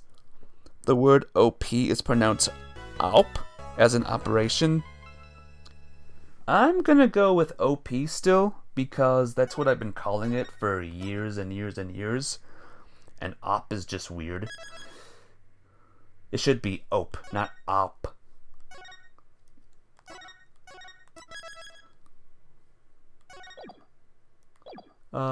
Yes, continue on. Well, here we go. Hey, Apollo! What? Well, you know, actually, nothing. I mean, something, or maybe not. They'll pronounce it operation? Yeah, but I didn't even know OP meant operation in the first place. Out with it. The suspense is giving me an ulcer. Well, you know, the trial today, I was thinking, if you gave it a score, what score would you give it? Score? Gee, I guess I would, or maybe, well, bah, I'm just as bad as you. See, it's so vague. Clearly. Machi avoided a guilty verdict, which is something, though I can't say I'm any less confused about the case. Yes, Interpol about the number. I'm sure you'll find their answer intriguing. The agent registered under this number was Romain Latos. And the victim, Mr. Latos. Who would have guessed he wasn't actually an undercover Interpol agent? What a mess. And we don't have any idea what he was investigating. Well, true, but we know who shot him now. Lamoureux told the whole court. Wait, that voice just now. It was him. I am sure of it. That voice I heard talking to Mr. Latos when I heard the gunshots fired, it was him. It was Mr. Darien. It's another mystery, Apollo. I love mysteries. So who's the killer now, guys? Is it that easy? Did she just, find the one? Is it really gonna be that easy? Is that fork just floating there with spaghetti in it? It's trick spaghetti. It's a magician spaghetti. I don't. Speaking of mysteries, what's Mr. Wright been up to? I wouldn't mind asking his opinion.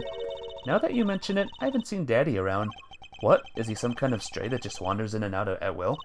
I wouldn't say that, but he has been going out a lot. Some top-secret mission, he said. Top secret? Anyway, you can just rely on him to save the day, or you can't, rather. And you've got me to help you. We'll be fine. Fine? Right. Well, time's a-wasting, as they say. Let's investigate. That's the spirit.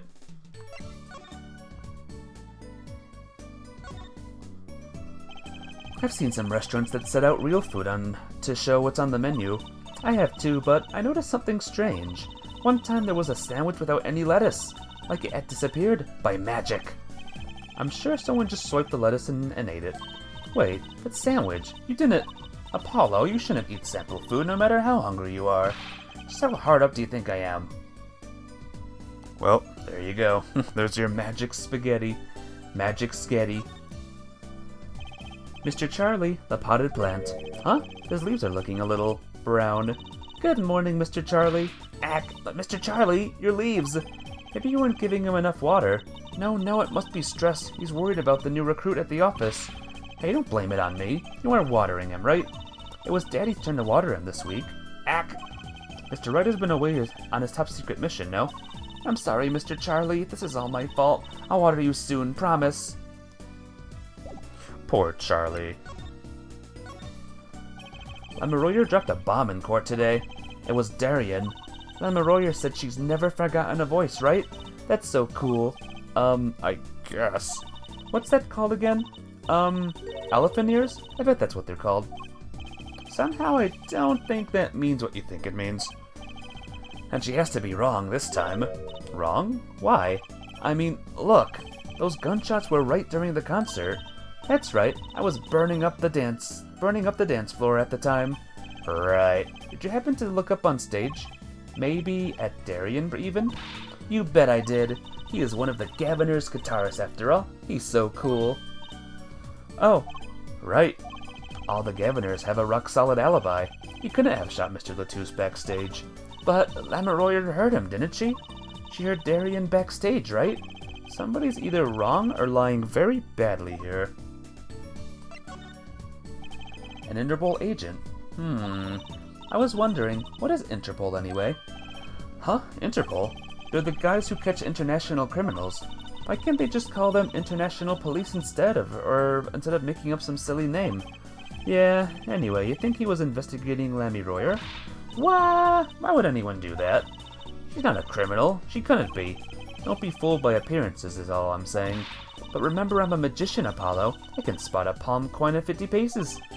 If only it were that easy. In any case, we knew he was working on something. Wonder if it was something that had something to do with something. That something being our case. The last something, I mean. Something like that. Frankly, the whole thing is making my head hurt. What was Mr. Latouche up to? Ah ha ha ha ha ha. Trucy? Was that another one of your tricks? It wasn't me.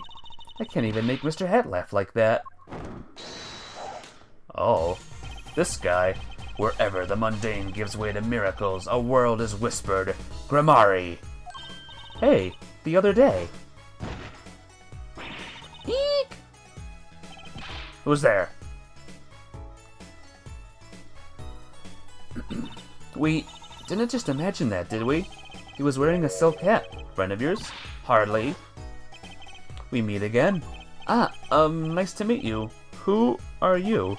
And could you please stop smirking like that? It's you, Uncle Valen. Uncle Valen? He's your uncle? No, silly. It's the great Grammari... Valent Grammari. How do you say that, by the way? Grammari? Grammari? The Grand Magician! Behold a magician. Yep. Yes, it is I, the great Valent Grammari. as seen on television. And could you please stop smirking like that? It's been a while, Miss Trucy. 7 years to be exact. My, how you've grown. Grammary? Good to see you again, Uncle Valiant. You look exactly the same. I hate to intrude, but what is a great magician doing paying us a visit? I believe it was you who wished to see me. So, be quick with your questions. And do not quail, snake, or quake, or quiver. I am quite tame.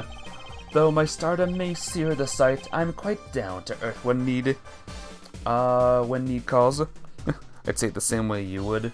Grammari. If anyone wants to Google Translate and hear what the Google Translate says, that might help. He does have a certain aura to him, it's true. Let's ask him about the case, Apollo. His aura sure isn't lost on our magician in the making. He's practically drooling with enthusiasm. After all, Uncle Valiant's one of Daddy's best friends. That's why I call him Uncle. What? Daddy? You mean Mr. Wright? No, I mean my real daddy. Juicy's real father? Wait, Apollo? Don't tell me you don't know about Troop Grammari. Troop Grammari. Apparently that's how you say it. Grammari. No, but it does sound kind of familiar. Oh, lost life, lamentably listless lad. To not know of the greatest troop of magicians on the planet, Valiant Grammari, the name began to surface in my mind. It was the name I've heard on television as a child. You bet you've heard the name. He made a cruise ship disappear and blew up an amusement park. Oh, and he made all this gold disappear from a safe. And then escaped from a high-security prison. You said he is a magician? I opened the locks to hearts chained by mediocrity. This is the true miracle of Troop Grammari. Wait. What, Apollo? I do remember seeing you on television a long time ago. Weren't you with someone else? Like a duo? A duo? Yeah, you had a partner. Something Grammari. Yes, Zack Grammari. A masterful maker of magic, a capable crafter of shining showmanship. Yeah, Grammari. Why is everyone so quiet? Daddy. Daddy? Huh? Oh, no way. It's a word for magic or occult learning. Interesting. Fits the name of this troop well, actually. Once upon a time, Troop Grammari included 2 grand magicians. Myself, Valiant Grammari, and my partner, Zack Grammari. And this Zack he was my real daddy, Juicy's father, a magician. I guess it makes sense. I had no idea. There wasn't much point in talking about it, not now that he's gone. Oh, I'm sorry. No, it's okay. I'm not lonely. I've got my daddy, after all. And you make me laugh, Apollo. Glad that I'm in a mood for comic relief, at least. Not that I see Daddy around much these days. I've been remiss in remembering my reasons for my visit. Reasons? 2, in fact. The first being, of course, to see you, Miss Trucy. You don't know how happy I am to see you again, Uncle Valiant. I'm sure you are. Not one for modesty, are you? When I encountered you at the Colosseum the first time in 7 years, I could fain not contain my emotions. I wept oceans. And to learn that you now defend the poor pianist, that blinded boy. 'Twas a hot topic of talk amongst the staff, you know. And defend him you did. Well, it wasn't all my doing. I'm his defense attorney, actually. My other reason for coming here today was this. That's a videotape? Quite so. A recording of the concert, no less. I brought it for you, Trucy, on behalf of Troop Grammari. Grammari, rather. Will you watch it? Sugar, sugar. Oh, that night in your embrace, when you stole away the keys, my heart held on to so tight.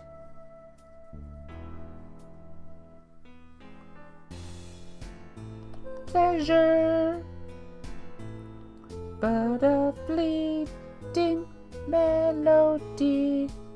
Any more? Fine.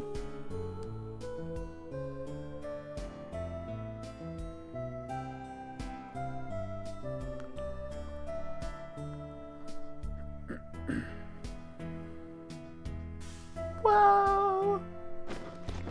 Wow!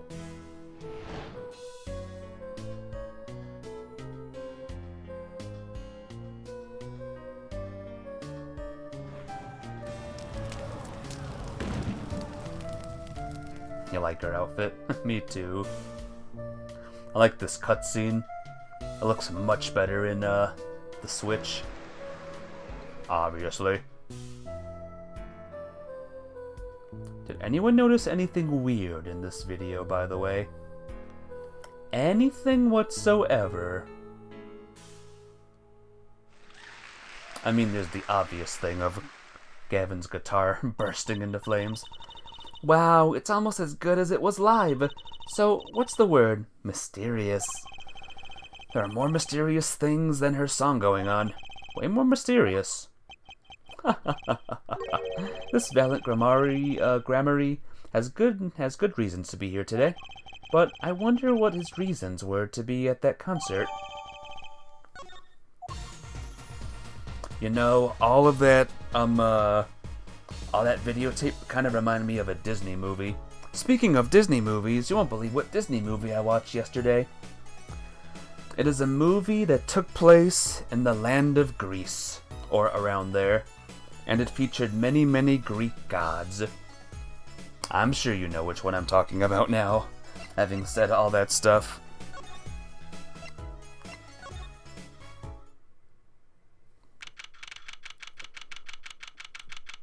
Hercules, yep, that's the one.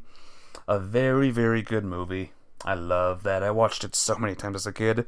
The one with exactly one good song. What do you mean? There were a bunch of good songs. Which one were you thinking of? But yeah, great characters. Zeus is hilarious. Hercules is great, of course. And Phil.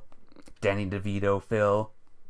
Also, guys, if you remember something, a long time ago, won't say I'm in love. I got you. You're going to Tokyo Disneyland in November. Ooh, lucky. Stars over Hyrule, that's my birthday, take me. That's awesome, though. But remember a long time ago, I said that Ratigan was one of two Disney villains that, like, I could not separate the voice from the character? Hades is the other one. Seriously, the person voicing Hades has voiced him in every single thing he's been in, including the Kingdom Hearts games. I can't picture anyone else voicing that guy. And no one has voiced him in any other form of media ever. So, there you have it. There's the other one. It's a good movie. If you haven't watched it, then watch it. It's good. Machi may not be guilty, but he's still a suspect. But they don't have any decisive evidence. Yeah, but only someone as small as him could have gotten out of that room. Right, the air vent. And he lied. Lied? Machi Tobai can see. There he is. Ah, Machi. Speak of the devil. He looks like he's doing okay. I forget, why did we come here? It's not like we can talk to him or anything. Words are overrated. Feelings are what matter, Apollo. It's kinda hard to build a court case on feelings. But since we're here anyway, might as well get what I want to say off my chest. If you need someone to complain to, I'll listen. I think she's actually worried for me. I'm gonna attempt to read his language, alright guys? So what did you think of the trial today? Woo! I'm glad he doesn't understand English after all. If he did, he would have been scared out of his mind by that trial. Hey, all's well that ends well. You have to be more goal-oriented. If he's innocent, we win. No, if he's found not guilty, we win. But she might not understand English, but I bet he gets that better than you do. Oh? Huh? I'm glad Lammy Royer testified. What a great person. She even got Machi off the hook by naming another suspect. Darien of the Governors, the detective. Wonder if Machi knows what happened. I mean, if he could follow how the trial went and all, if no one told him there's a new suspect, how would he know? Hey, what is it, Apollo? No, it's nothing. I must be imagining it. Imagining what, Apollo? It's just, I couldn't help but feel that, I don't know, Machi, he doesn't understand what we're saying, right? How could he? He's a young Borginian. He doesn't speak English. Yeah, but my bracelet is reacting to him. Huh? Maybe it's malfunctioning. Or it's scared because you keep making those I'm mad faces. Was I that bad? Machi lied about not being able to see. But what if that's not all he lied about? If you're curious about it, there's only one thing to do. You should ask him. I think it'll take something big to get to him. Some kind of undeniable evidence. We'll be back, Machi. So, Machi, you can see, right? Machi can see, and Lemuroyer can't. The whole world's gone topsy-turvy. Sorry, Apollo. I don't think we're going to get any information out of Machi. Which makes sense. Yeah, I guess it does. Alright. Later, kid. No, not examine.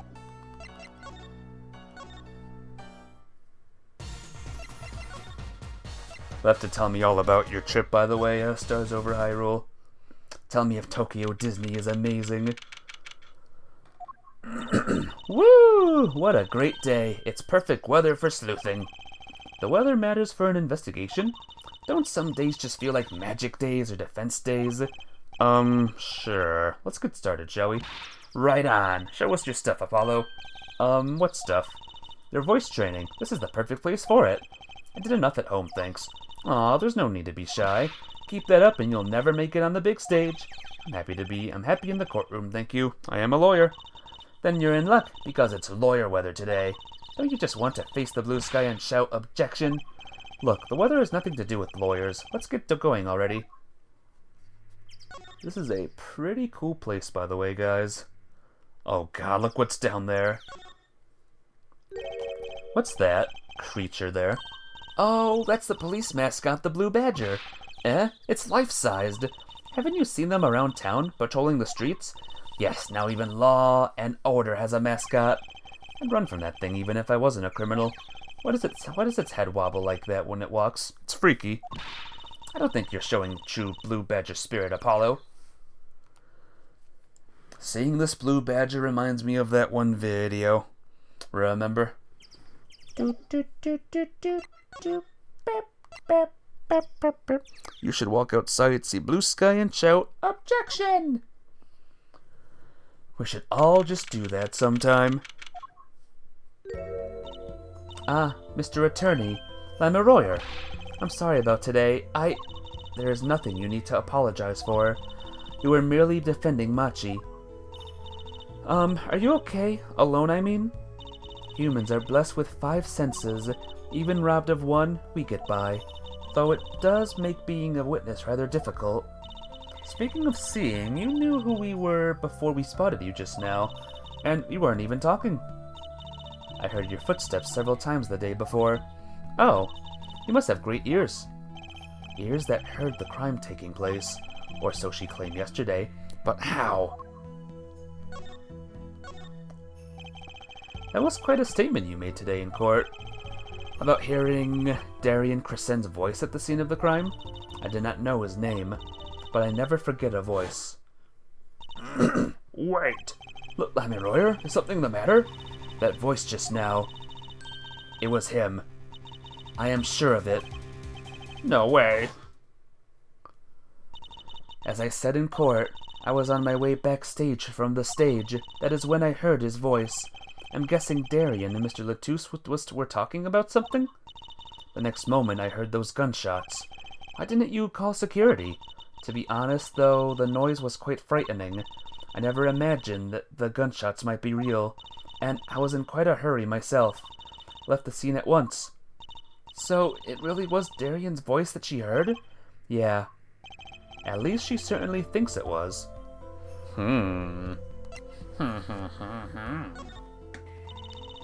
I met Machi before my debut as Lamiroyer. I was singing in a restaurant in Borginia, and he was playing the piano? Yes. He was very kind to me when he learned I could not see. Is that when you started playing the opposites? With Machi pretending he couldn't see? No, it wasn't then. That began after our major debut. After I became known as the landscape painter in sound. It must have been tough for Machi, pretending he couldn't see after all the while acting as your eyes. We held hands always. He would write with his finger on my palm to signal to me things I should know. He's a smart, gentle boy. I think I see what she's getting at. Machi would never harm a soul. Or would he? About Mr. Latouche. Ah, yes, he was an Interpol agent, I hear. So, you had no idea? Of course not. No one did. I guess that's what it means to be undercover. But someone was after him. They had to know who he really was. Why did he pose as my manager? I do not understand. You have no idea? I can only assume that he was investigating me. But why? What makes you think that? Perhaps it is not so, but I cannot deny the possibility. Because of my condition. As my present is veiled in darkness, so too is my past clouded from memory. Clouded? Right. Are you losing? Hey, I'll fire Skyrim. I was looking up a guide most of the most of the trial, because my memory is poopy. But I'm winning. But what's up? How you doing? You're undercover too? Are you under a cover or undercover? The darkness that I fear is not the darkness that I see whenever I open my eyes. The real darkness lies in my heart. In your heart? I have no memory of the time before I became Lamiroyer. I awoke from darkness into darkness, you might say. I was singing in a restaurant those days. What was it that she had said about not being able to remember the light? I do not know my past. Perhaps I committed some terrible crime in my past. Everything before becoming Lamiroyer is lost to me. But I don't think you... I can think of no other explanation. Why else would an agent of Interpol approach me? Do you think your past might be related to this case? No way. That seems really unlikely to me. I mean, you're such a sweet person, Lamiroyer. I thank you. Machi too tells me this quite often. Tells me this often when I fear who I might have been. Under a blanket? There you go. Under a blanket. Can I examine this thing yet? This thing appears suspicious. It's been lying there since the day before yesterday. It's small. Maybe no one's noticed it. I kinda want to pick it up. It'd make a cool souvenir, don't you think? It does stick out in my mind for some reason. So pick it up. You stupid I don't think we need to present anything just yet. No move. Had no power. That sucks. That's annoying. How come? Well, what do you think caused it?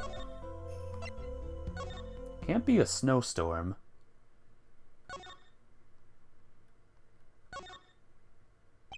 The shooter must have used that to climb up the vent. All this tragedy because someone left a stepladder here. I don't think Mr. Latouche was shot because of the ladder. You think it was Machi? I guess. The air vent is pretty small after all. Does that prove he was at the scene? Did he escape in the time between the gunshots and us opening the door? You know the killer? It was Angelove? Where is Angelove? Maybe she's, missing and hiding. Oh, we can't go anywhere. I guess, let's present things then. You took a look at your performance again. It was even better the second time. Thank you. That reminds me, that was an incredible illusion you pulled off. Illusion? When you teleported from one stage to the other, remember? Like a Skyrim character. Ah, yes. Apparently they hired a professional magician, Valiant Grammary. I was wondering, do you think you could tell us how it was done? I'm afraid I cannot. My Grammary, Mr. Grammary, made me swear to never tell a soul. I was afraid of that. Hard to be a magician if you can't keep a secret, you know? I am reminded that I wish to speak to you about something. Yes? When I was walking this hallway before, I stumbled upon a small device of some kind. It was lying on the floor. Device? Maybe you mean this. That's been lying there since the day before yesterday. Might I touch it? I thought as much. What? What did you think? This is one of our headsets. Everyone on staff wears one during a concert. I wonder whose this is. We use it for communication. It would be quite inconvenient should it go missing. We'll hold on to it for you then. We'll give it to Prosecutor Gavin when we see him. Yes, that's best. Thank you. So, can I put it on? Attached? Not some kind of robot, Apollo. Everyone on staff was wearing one of these headsets. This might warrant some further inquiry. Can I ask you about this headset, Lamoureux? You said that all concert staff were wearing one. That's correct. You need them to communicate across such a large stage. Everyone on the staff had one, of course. And all of the band members, too, I should think. So Prosecutor Gavin and his lackeys had them on, too, then. They're quite helpful, though limited. They only work within 30 feet or so. After all, they're only for use on stage. And a stronger signal would interfere with the sound system. That makes sense. You'd think someone would notice if they dropped their only communications lifeline. So why was this one lying here? Why, guys? Huh? Do you think you could tell me about this? I'm sorry, but my information about the outside world is somewhat limited. Only know what I have heard or felt. Maybe that explains why she didn't react when I showed her this stuff the other day. Was still pretending she couldn't see then. Present everything, guys. When unsure of what to do next, present everything.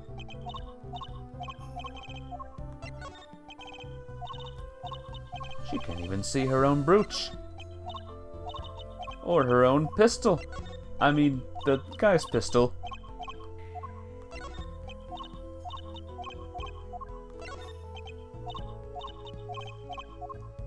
This is my attorney's badge. Nah, she doesn't care. Attorney's badge. Like, whatever, bro.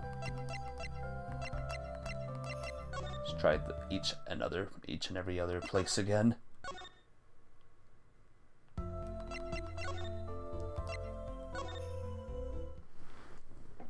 Ha ha! Ha ha! I wonder who's here, guys. Uh-oh. There's only one person I know who can munch with such venom.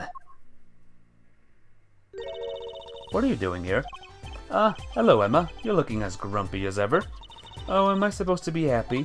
You give me the second degree in court, and Prosecutor Gavin makes me look like a fool. You're talking about the bloodstain Mr. Latouche left? My department chief had a field day with that one. Even a blind person could see the shooter wasn't blind. Funny guy, huh? But that bloodstain helped uncover the biggest mystery of all. Now we know that Mr. Latouche was really with Interpol. We wouldn't have found that out without you. I suppose. Maybe that's why the chief gave me these after he was finished chewing me out. Said it was my reward.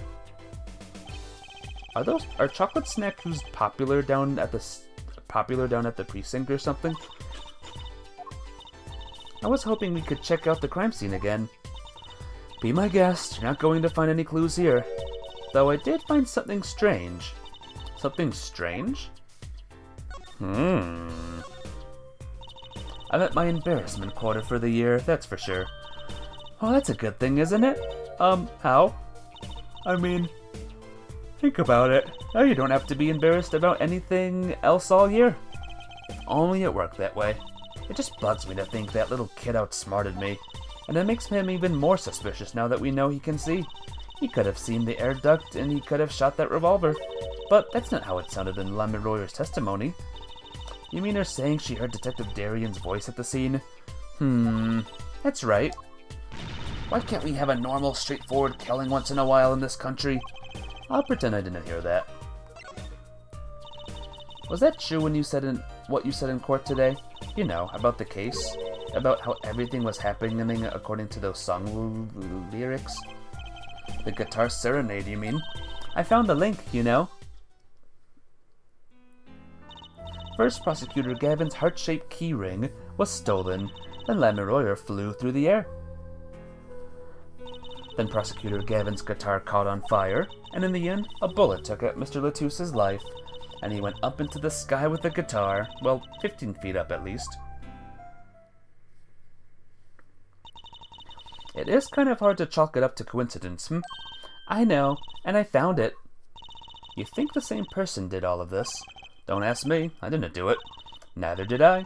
I couldn't fit through that air vent anyway. What? You all think I did it? Sometimes I worry about that girl. So, what did you find? It's so little I must have passed over it yesterday. I found it under the sofa. What is it? Part of some device, I think. I haven't a clue what. The bits sticking out from the end look familiar, so I had it examined. Turns out it's an antenna. Oh, like on a beetle? Like on a cell phone. This device must use an electronic signal of some sort. An electronic signal, you say? Okay. Do you think you could take a look at this, Emma? Much. Emma? Her rate of chewing is increasing. Better back off before it's too late. Alright, I guess we'll, show her everything we have again.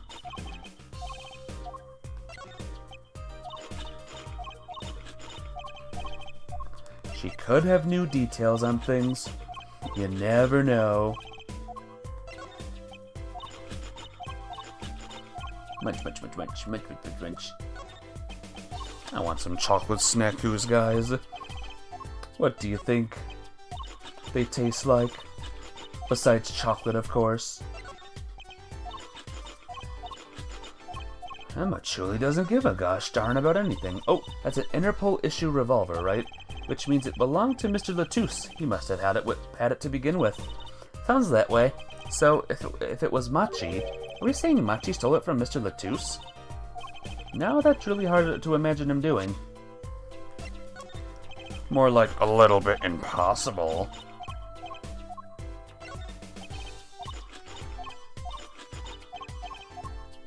Alright.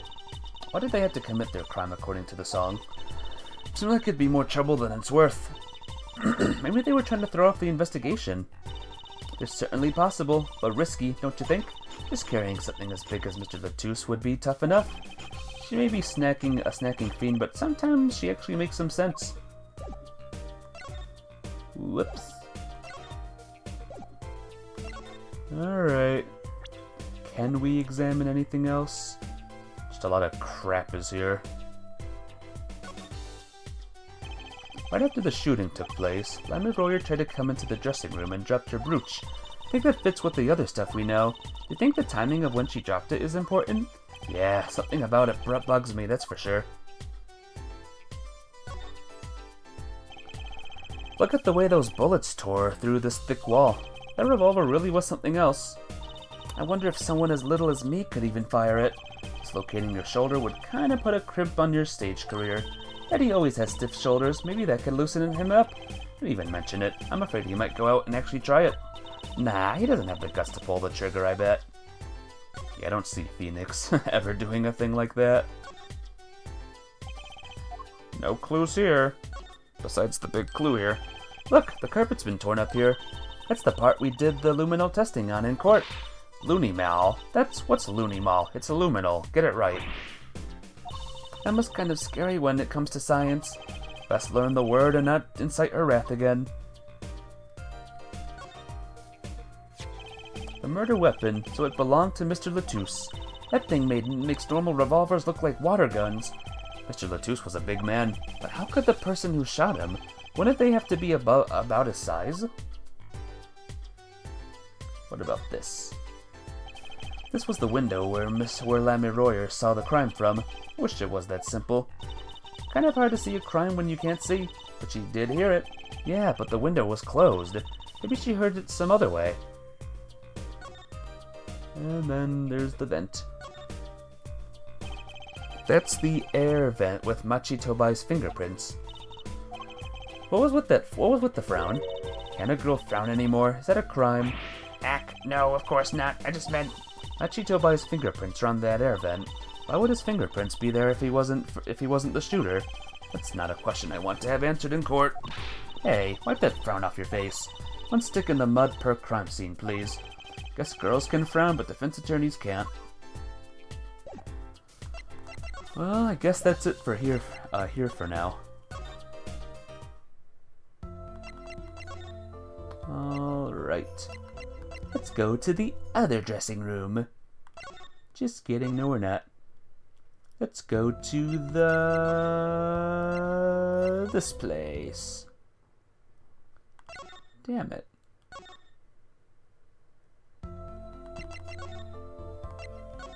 Alright, let's examine everything then. Every single thing, guys. A speaker for monitoring the stage was blaring at the time of the shooting. It's a pretty old model for such a nice place. I guess they don't care about the sound quality back here, as long as you can hear it. I thought a loss of fidelity could possibly make that music worse. Good speakers must cost a lot. You have any idea how much a nice one that size would cost, Apollo? Probably a good 10 years of your allowance, give or take. What? But that's almost $600. $5 a month? Poor Chusey. Wait till she finds out you need to buy 2 speakers for a stereo. Oh, Chusey's woes awarded. Cool. TV. That's one of the biggest, most expensive looking TVs I've ever seen. Oof, I know, right? Poor Chusey. Too bad you'll never own one. Never. Never's kind of harsh, Chusey. How about for all eternity then? Same difference. A Governor's poster.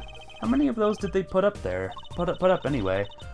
Prosecutor Gavin looks so cool on stage. You should learn to play the guitar too, Apollo. You can accompany my magic act. It'd certainly be a novelty act if nothing else. I'll think about it if I ever lose my attorney's badge. That'll be the next Ace Attorney trilogy. Apollo loses his badge and then a new one takes his place. It's a poster for another show. This summer, a Legal Eagles production of Case Closed. I looked into that performance group. Turns out they're all law enforcement related too. Apparently, their serious portrayal of law and order is a big draw. That sounds so boring, it's probably really interesting. You're a complicated man, Mr. Apollo Justice. Look, it's a fruit. It's fruit. Fruit, Apollo, fruit. I heard you the first time. It sure is a lot of fruit. I know anyone would miss a bit of watermelon. I know I'll make it vanish into my stomach. Better not. They might make you pay for it. And if you have the money for that, you should probably paint the office first. Watermelons are that expensive? Shrug. These could have been imported from some exotic locale for all we know. I guess that's it here. A stack of presents for Lamoureux. Stars always get the biggest presents. You know, you could give me a present, Apollo. Here, have a piece of candy. Gee, thanks. She must not get a lot of presents. Poor girl. Poor Chusey.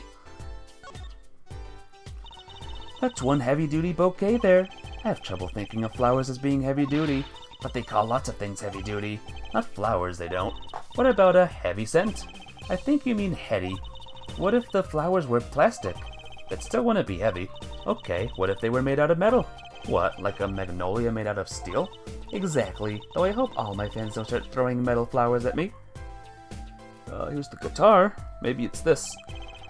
Seeing these mirrors lined up like that makes me think I'm really in a dressing room. Look at all that makeup. All I know is they don't make for much of a clue. Guess you're not into makeup yet. Oh, I guess not the guitar then. Wah, wah. That's one of those permanent dryers you see in hair salons. Is that what they're really called? Permanent dryers? They look like a beautician. I just know that they dry your hair and give you a permanent. Just doesn't sound very glamorous, you know? Okay, how about a perm machine?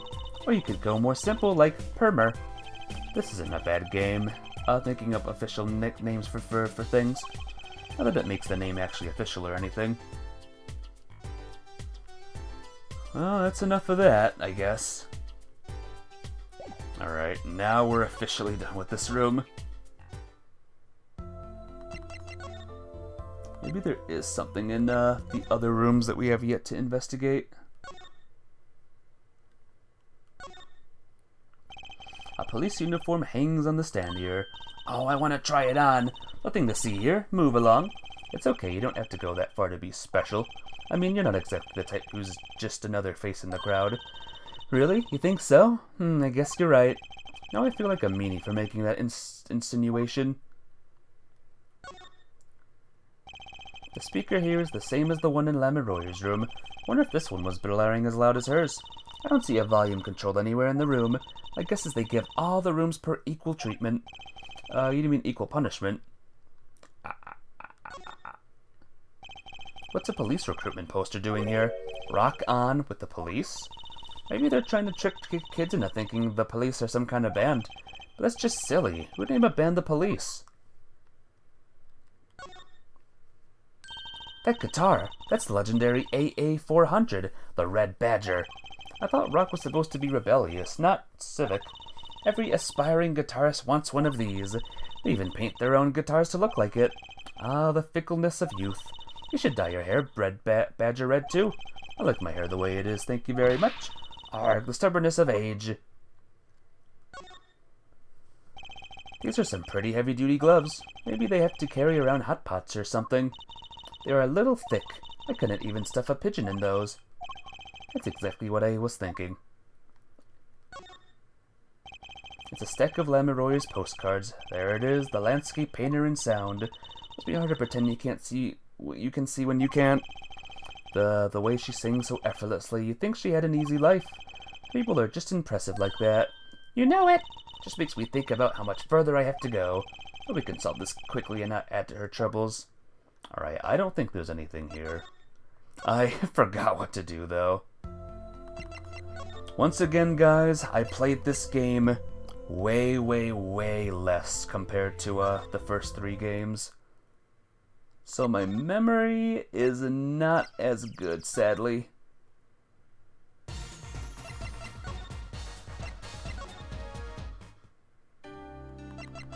I might actually need to look online and see what to examine next. I'm just drawing a blank. I'm drawing a massive blank on this game right now. Examine things here, maybe? Oh, that's a big instrument case. That's a case for a contrabass, I think. You could fit 20 violins in there, I bet. It may look like a violin, but it's a completely different instrument. You could fit 5 chusis in there, I bet. Hey, are you comparing me to an instrument? I wonder who left it sitting open like that. Piano? Machi played so beautifully. Yeah, like a real pianist. That's just silly, Apollo. How can you call someone as good as Machi a pianist? Why, that's like throwing him in the same class as Daddy.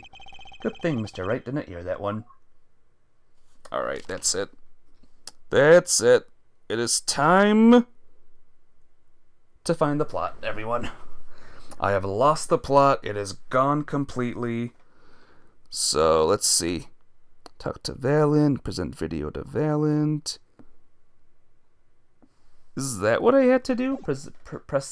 Do the video to Valent?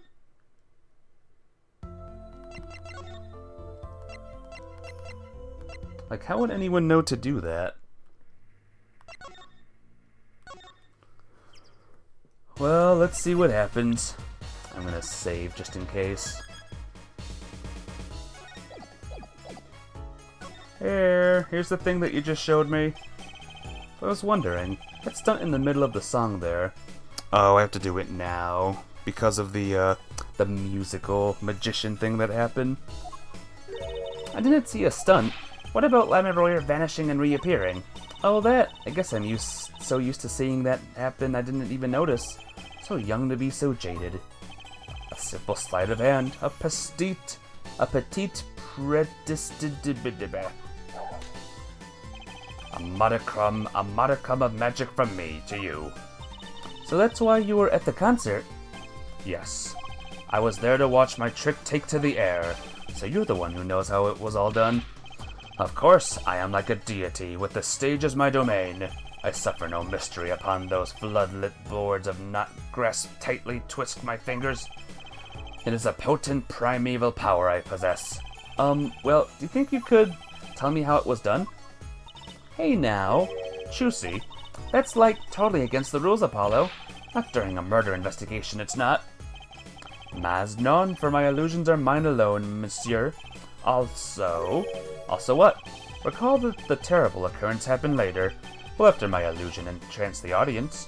Oh, don't even ask. I won't answer. Too bad for you, Apollo. Grr, whose side are you on? I, Valiant Grammary, now make my leave, Miss Trucy. There's no need to rush, Uncle Valiant. You should stay a while. I'm afraid I cannot. I may not. I shall not. I have been asked to assist with an analysis, so I shall slink back into the scene. So, you'll be at the concert venue today? Correct. If you would call on me, come to the Coliseum. See you later, Crocodile. With a whirl of his cloak and a wink of his eye, he turned and walked out through the door, normally. Well, there you go, Apollo. Let's get cracking. Right. Valiant Grammary. We've got a few more things to ask him. Foremost among them, that bit of magic that made Lemuroyer disappear. And how he knows Chusey and her real father.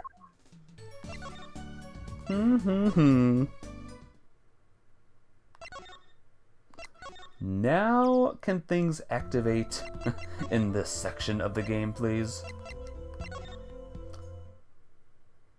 Ah, we found it! That song, isn't that the one Lemuroyer was singing? Yeah, you're right, the Guitar Serenade. Wow, I'd love to do a show on the stage like this. I'd come to see that. The house is full, and as one, the audience sighs with wonderment. There I am singing my ballad, rose petals swirling through the air. Not bad. Wait, aren't you a magician? Oh! That's right, I was a magician, wasn't I? Some dedication. Aha, if it isn't Miss Trucy, and indeed it is. Uncle Valiant. What exactly are you doing here? I take real responsibility in tasks undertaken. I am inspecting my equipment of illusion to make sure naught is amiss. The Lemuroyer teleportation illusion. Ooh! Should anything go wrong, it would reflect poorly upon me and my troop. As I went about my exacting examination, I happened to notice that piano, and I remember that fair lady's melancholy melody. Hey Apollo, maybe Uncle Valiant can shed some light on this whole thing for us. I was wondering about the show that night of the murder. Lemuroyer's vanishing act was your illusion, right? Indeed, the purple prosecutor petitioned my performance. At the climax of the song, he said, "Make her disappear, like a dream." Like a dream. Yet, what can I work with on a stage meant for musical endeavors? There are none of the conveniences of a stage built for sorcerous acts. It was a challenging test, and so I accepted. She disappeared from the top of the tower. But in order to move, you would have had to use some sort of secret tunnel. People come to me because I am a professional among professionals. My illusions are custom made for a time and a place. Now, because of the murder, all eyes of the nation are on this concert. Not a bad thing as far as the fortunes of Troop Grammary are concerned. So you were here checking up on your trick to make sure it went well. And went well it did. Now speaking of pianos, that piano over there troubles me. It troubles you? Why? Why? Why do you ask? Why? I think it's probably quicker that I just go check it out myself, thanks. I know what you were thinking in that head of yours. Grammary. Yes, you say. I recall seeing him on television. Something of that sort. Actually, yes, you're right. Secret tunnel? You think there's a secret tunnel involved in the magic trick? No way. Well, maybe. Wow, he just read your mind, Apollo. Or everyone tells him that and he made a good guess. It was 20 years ago. A young magician, a genius of his time, came down among us. Oh, no. His name was Magnifigrammary. Magnify? Magnify? It was he who began the great troop Grammary, and at his prime, not a day passed that he did not play upon the screens of every TV there was. I do have a vague memory of someone like that on TV. Yet, several years ago, that time came to an end. My troop pulled a vanishing act, yes. Cries for magic no longer heard, the TV screen, a barren waste. Stripped of illusion. But that's not true. I still went to all of your shows. Like that one in the parking lot down at the supermarket. When you start playing at supermarket parking lots, you know you're in trouble. We own our skills at these small venues, always awaiting our time. Yes, one day we will rise up from obscurity onto fame's shining stage once more. I do this not only for the magic that is Grammary, but for my partner. Your partner? You mean, yes, Zach Grammary, Chusey's father. Before he disappeared 7 years ago, there was no name higher than Grammary in the show business circles. None. I will see us return to glory. I, Valent Grammary. Valent and Zach. Our founder, Magnify Grammary, was truly a genius, a worker of miracles. I'll never forget the ones I saw when I was little. How he made that whole jumbo jet go. What happened to the jet again? Apparently someone doesn't remember it as well as they thought. Of all the would-be magicians who came to his door, only Zach and I had the talent. In no time at all, Valent and Zach were the shining stars of the Grammary crown. Cool, huh? And Zach Grammary was my daddy. Now that Magnify and Zach are gone, I have but one wish. Let it be I, Valent Grammary, who brings the Grammary miracle back to the stage. I'm rooting for you. Miss Chusey, you cannot grow up quick enough. I need your skill by my side. One skill coming up. How do we manage to get off the topic of the case so quickly all the time? Let's examine our friend the piano here. That's one big piano. I've never actually played one. You should get Mr. Wright to teach you sometime. No good, he can't play either. I kind of feel bad for the guy now. Maybe now's my big chance. Stand back. It's gonna be the debut of a prodigy. What? Ew. Did you make that noise just now? Let me try it again. You know, I think something's stuck in the piano. Time to take a look under the hood. Huh? Look, this was stuck between the strings. It looks like some kind of switch. Someone must have thrown this into the piano. A switch. Well, well, well. What could it mean? I think we can turn this in to, what's her name now? Hey, you. Switch. Do you think you could take a look at this? A small device. Looks like a transmitter. A transmitter? You press the switch here and it sends out a signal. No idea what it's for, though. A signal? You mean an electronic signal? What is it, Apollo? Say, Emma, you know that strange object you said you found? Oh, this? Let me try pressing the switch. Youch! It's on fire! Emma's device is on fire! What's the big idea? Ack! Well, now we know what this is, an igniter. This part here must work like a lighter. It nearly lit me up, that's for sure. Hey, don't look at me like that. Didn't do it on purpose. I suppose at least we're getting somewhere with this case. Hey, Apollo, let's ask Emma more about this switch, now that she has first-hand experience. Interesting new thing we found. What are you trying to do? Burn me alive? Come on, it was just a few sparks. Says you. You weren't the one holding it. There's enough sparks flying around here with just with you, the two of you talking. Anyway, now we know this is a remote for an igniter. Let me see that for a second. Well, this is definitely a little transmitter. The signal's weak, probably only reaches 30 feet. A transmitter, huh? Incidentally, if you look at a cross-section diagram of the stage area... Let's see, 30 feet from Lamiroyer's dressing room. That covers the backstage completely. It also looks like it would cover the stage. It kind of seems unlikely anyone would use this on stage. Guess I'd best be getting on with my investigation. I'll have to look for more clues elsewhere then. I feel better just knowing what this thing is now. I'll have to look into igniters a bit more later. Good luck! I like to know a bit more about igniters myself.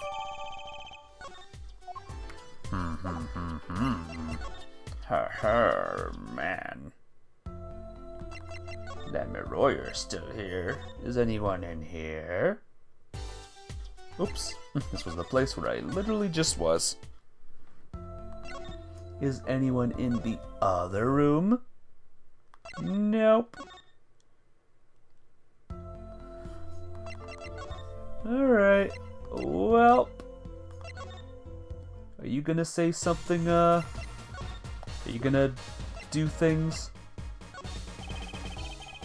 Captain Charagan, before me is the stage and me upon it. Nothing smaller, nothing less radiant catches my eye. Sure, you're getting it on in years, not much time left to make your mark, huh? This is not how I was seeing it. Doesn't care about what I have to show him, I get the point. I'm pretty sure none of these are gonna do anything.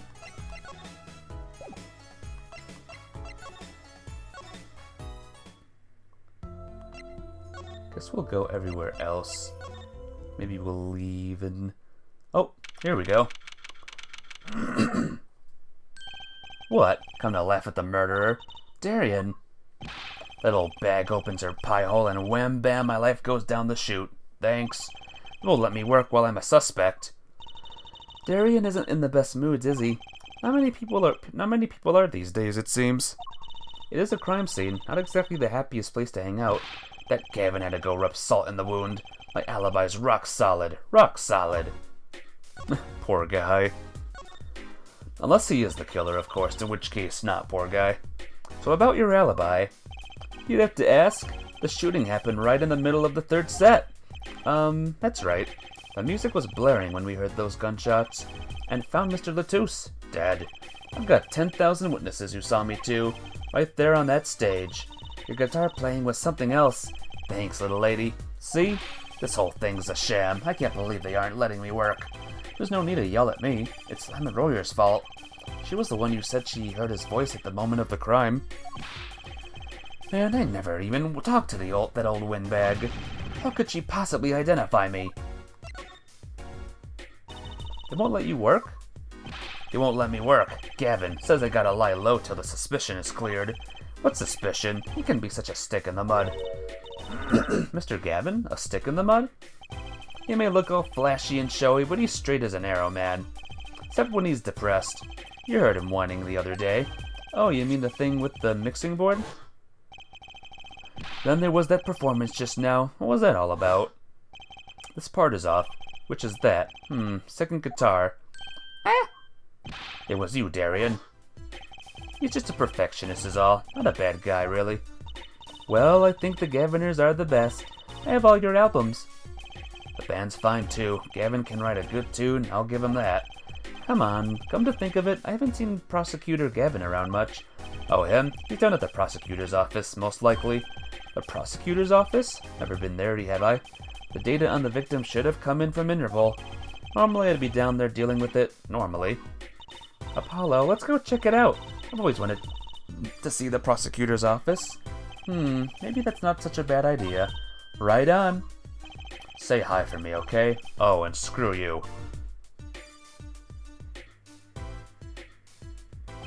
And tell him I want into that crime scene. We'll be going now. Hey, wait. Yes? What do you really think happened? Really? You don't think I did it, right? What? Well, great. Way to instill a guy with some confidence. Just remember, I was ripping it up on stage when it happened, okay? Ripping. Don't get led astray by some siren song, eh? Get this one wrong and you'll be eating humble pie for a year. I'll bake it myself. Let's not talk to him anymore, alright? Detective Darian Crescend. He's one stone I'd leave unturned if I had a choice. I think he's mired, guys. Whoa, look at this place. So, this is it. The Governor's head office. It's not the band office, it's the prosecutor's office. Yeah, so that's why I'm asking, what is this creepy thing? Object, whatever. He wasn't playing the song right? Very true. Maybe he just stunk at it this time around. Looks like Prosecutor Gavin is on the phone. Oh well, guess we'll have to come back. Or we can hide behind that bookshelf real quiet like. That's eavesdropping. Why, we'd just be waiting, quietly, so he won't notice. What if we heard something scandalous about the band? She'd make a good reporter for a gossip mag. What? A replica? So why was he after it in the first place? Yeah, Latouche. Latouche? Look, don't talk to me about those Borginians, okay? Just give me that report, chop chop. And stop leaving mysterious objects in my office, okay? It's times like this when I start to miss Darian. Huh? Hiya. Tee-hee, just thought we'd drop in. Hope you're not mad. How could I be? There's not enough tee-hee in the world in any case. Have a seat. Prosecutor Gavin, the philanthropist. Watch and learn, Apollo. So, who have you come to see? Huh? Clavier, lead vocalist for the Governors, or Prosecutor Gavin, scourge of the courtroom? What do you think he means, Apollo? I think he's giving us a choice. We could either ask him about the concert or the case. Which way to go? How about both? That reminds me. Did you see the paper today? Yes, I always read the TV section. Good girl. How about you, her forehead? I read the funnies. Then you will not have seen this. Concert of Tragedy, the Prosecutor's Deadly Song. Oh, is that a new show? I haven't heard about that one. It's not a show, it's an article. News, you know? Oh, does this have anything to do with the case? Since getting back from the trial, my phone has been ringing off the hook. How does it feel to take a man's life with a song? Have you ever hummed a man all his way to death row? Do you think you could sing for me over the phone?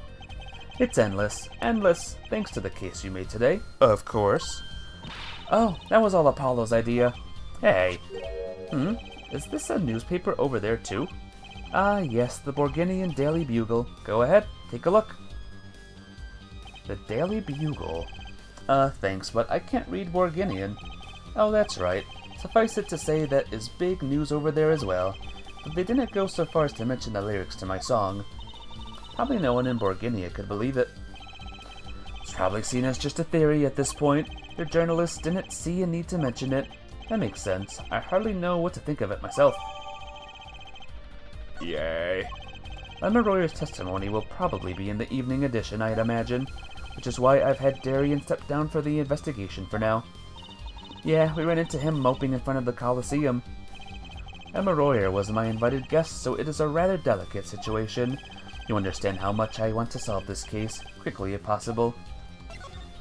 I really love that song. It has such a great atmosphere to it. You co-wrote it with Lemeroyer, if I remember correctly. That's right, it was last year. I had gone to tour Borginia's legal system, as a matter of fact. And that's when you heard Lemeroyer's voice? It was at a small jazz club. I wept that night. I knew I had to meet her, to talk with her. So I used my influence, which is not considerable, to arrange a meeting. Wow, prosecutors really have a lot of clout. I think he's sort of a special case, Trucy. Thankfully, she liked the work I did, and we wrote a song right there, backstage. Machi on piano, the dual-kin voice, and myself on a guitar that I borrowed from Lemeroyer. And music history was made. Probably not an experience your average lawyer would ever have, like Apollo say. It is a memory I hold dear, and the song we wrote that night was this. And that very guitar is right over there. You mean, this charred lump? Don't call it a lump, that's a piece of history. And it's only browned, not really charred. No matter, I shall never sing that song again. I wouldn't have used that guitar again either, even if I could have. What happened during that song anyway? Why did his guitar suddenly catch on fire? You think you could show it to us? Your slightly burned guitar? I'm sure he doesn't mind. What more could happen to it? Alright, let's take a look. That was an impressive bit of pyrotechnics then that did this. That's the guitar from the concert, isn't it? I thought it was one of the staff playing a gag on me. I never guessed that wasn't the end of it. I had a specialist analyze the guitar, incidentally. Oh, did you find anything out? Didn't have a lot of time, so it's still unclear. But the results he came up with were intriguing. Intriguing? How does that guitar tie into everything that went on? Sounds like something we should ask about. Also, what the heck is this thing here? What's that on the plate there? Is that gum? Gum. Maybe he was chewing it when the phone rang, so he put it on the plate for later consumption. You think a rock star could afford a fresh stick? Don't jump to any conclusions now. That's no chewing gum. Take a closer look. Although I really shouldn't be offering, should I? What is that? It looks like a lump of plastic. Wait, that phone call? Yeah, so that's why I'm asking. What is this creepy thing, object, whatever? Looks like Prosecutor Gavin is on the phone. What, a replica? So why was he after it in the first place? Yeah, Latouche. Prosecutor Gavin, does this have something to do with Mr. Latouche? Wait a second. You were listening to my phone call, weren't you? Who, us? I tried to stop him, really, but he forced me to. Hey, you were the one digging for a scandal, Miss Reporter. To tell the truth, I'm not even sure what it is, but apparently it's a model of something undercover agent Mr. Latouche was after. This lump? Would you mind telling us what you do know about it?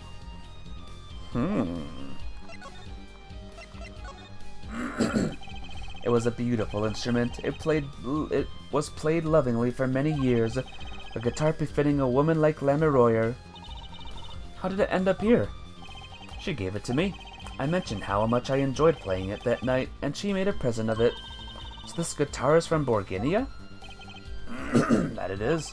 We couldn't carry it onto the plane. Changes in air pressure and humidity ruined the wood. So we vacuum packed it in Lamoureux's studio. I used a special shipping service available to me for transporting evidence. They brought it right up to my office for me. Pristine and untouched. See, prosecutors do have a lot of clout. I still think he's a special case. Such a valuable guitar. It's too bad it got burned.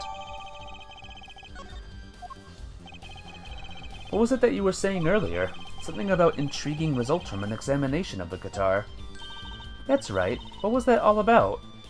Well, you know how guitars have a round hole in the front? It is called the sound hole. Ah, so that's what it's called.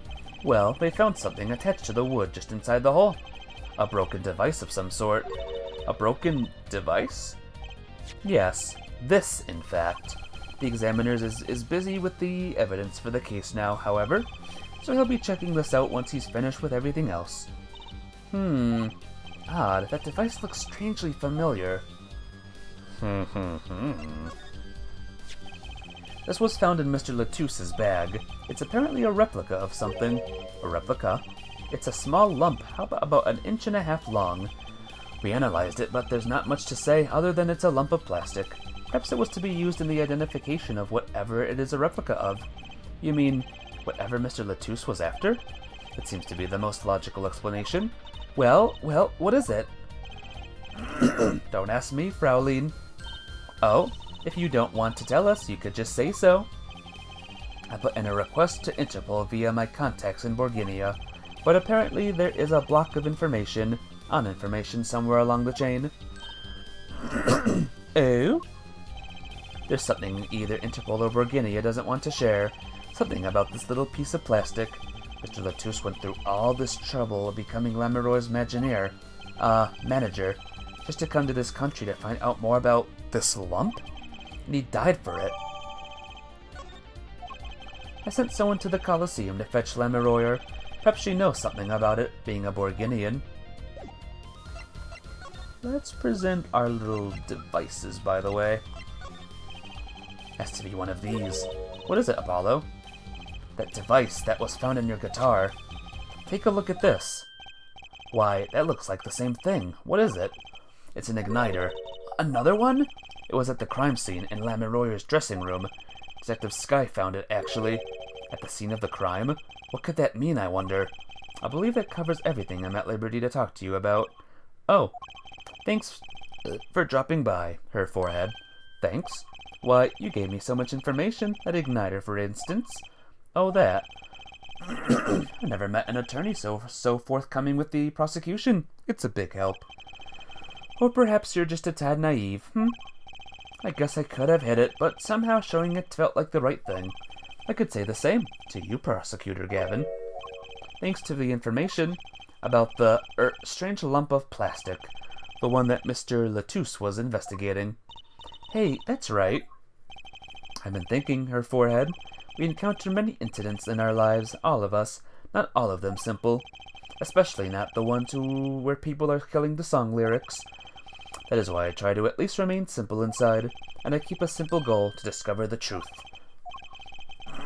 That's why I like to keep relations civil, yeah? That is all. I can live with that. Mr. Prosecutor? Fraulein? Can I ask you why you sing in a band? Because I want women to turn and look when I walk down the street. That's pretty simple, too. Now, if you'll excuse me, I've got work to do. Another time, perhaps? Well, we learned a little bit from this encounter here.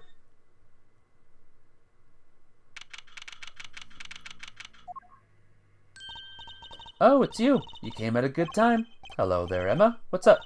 Either of you know where Lamiroyer is? Well, I saw her in the backstage hallway a while ago. Yeah, that's strange. What's strange? I can't find her anywhere. I was supposed to bring her to the prosecutor's office. Lamiroyer's missing? It's hard to imagine her wandering off somewhere on her own. Being that she's blind and all.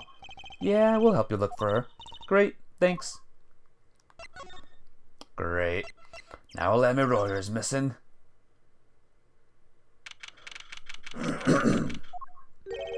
This place is deserted. I wonder where Lamiroyer went off to. I'm sure she's okay on her own. She seems resourceful.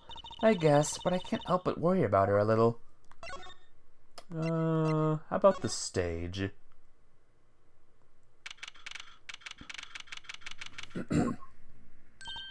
Huh?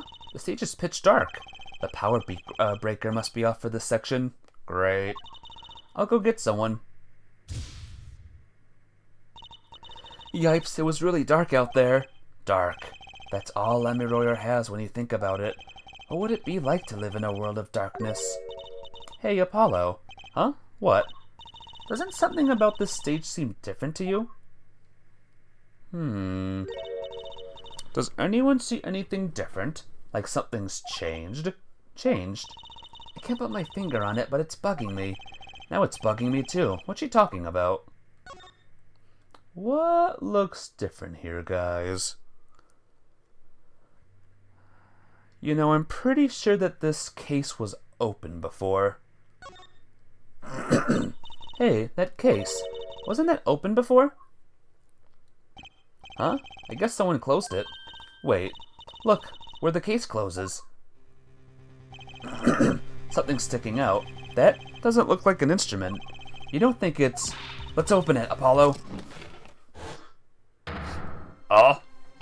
Eek! Lamiroyer! Lamiroyer! Emma! We have to get Emma! Oh my gosh. Lamiroyer was taken directly to the hospital. Emma ran around barking orders, making phone calls. Trissy just clung to my arm and cried. And me? I was still in shock. 2 bodies in 2 days is too many. Oh god, not this place again. Emma, how's Lamiroyer? Is she okay? Ah, you. We all owe you a big thanks, that's for sure. So, she's okay? Yes, she came to a short while ago. You found her before it was too late.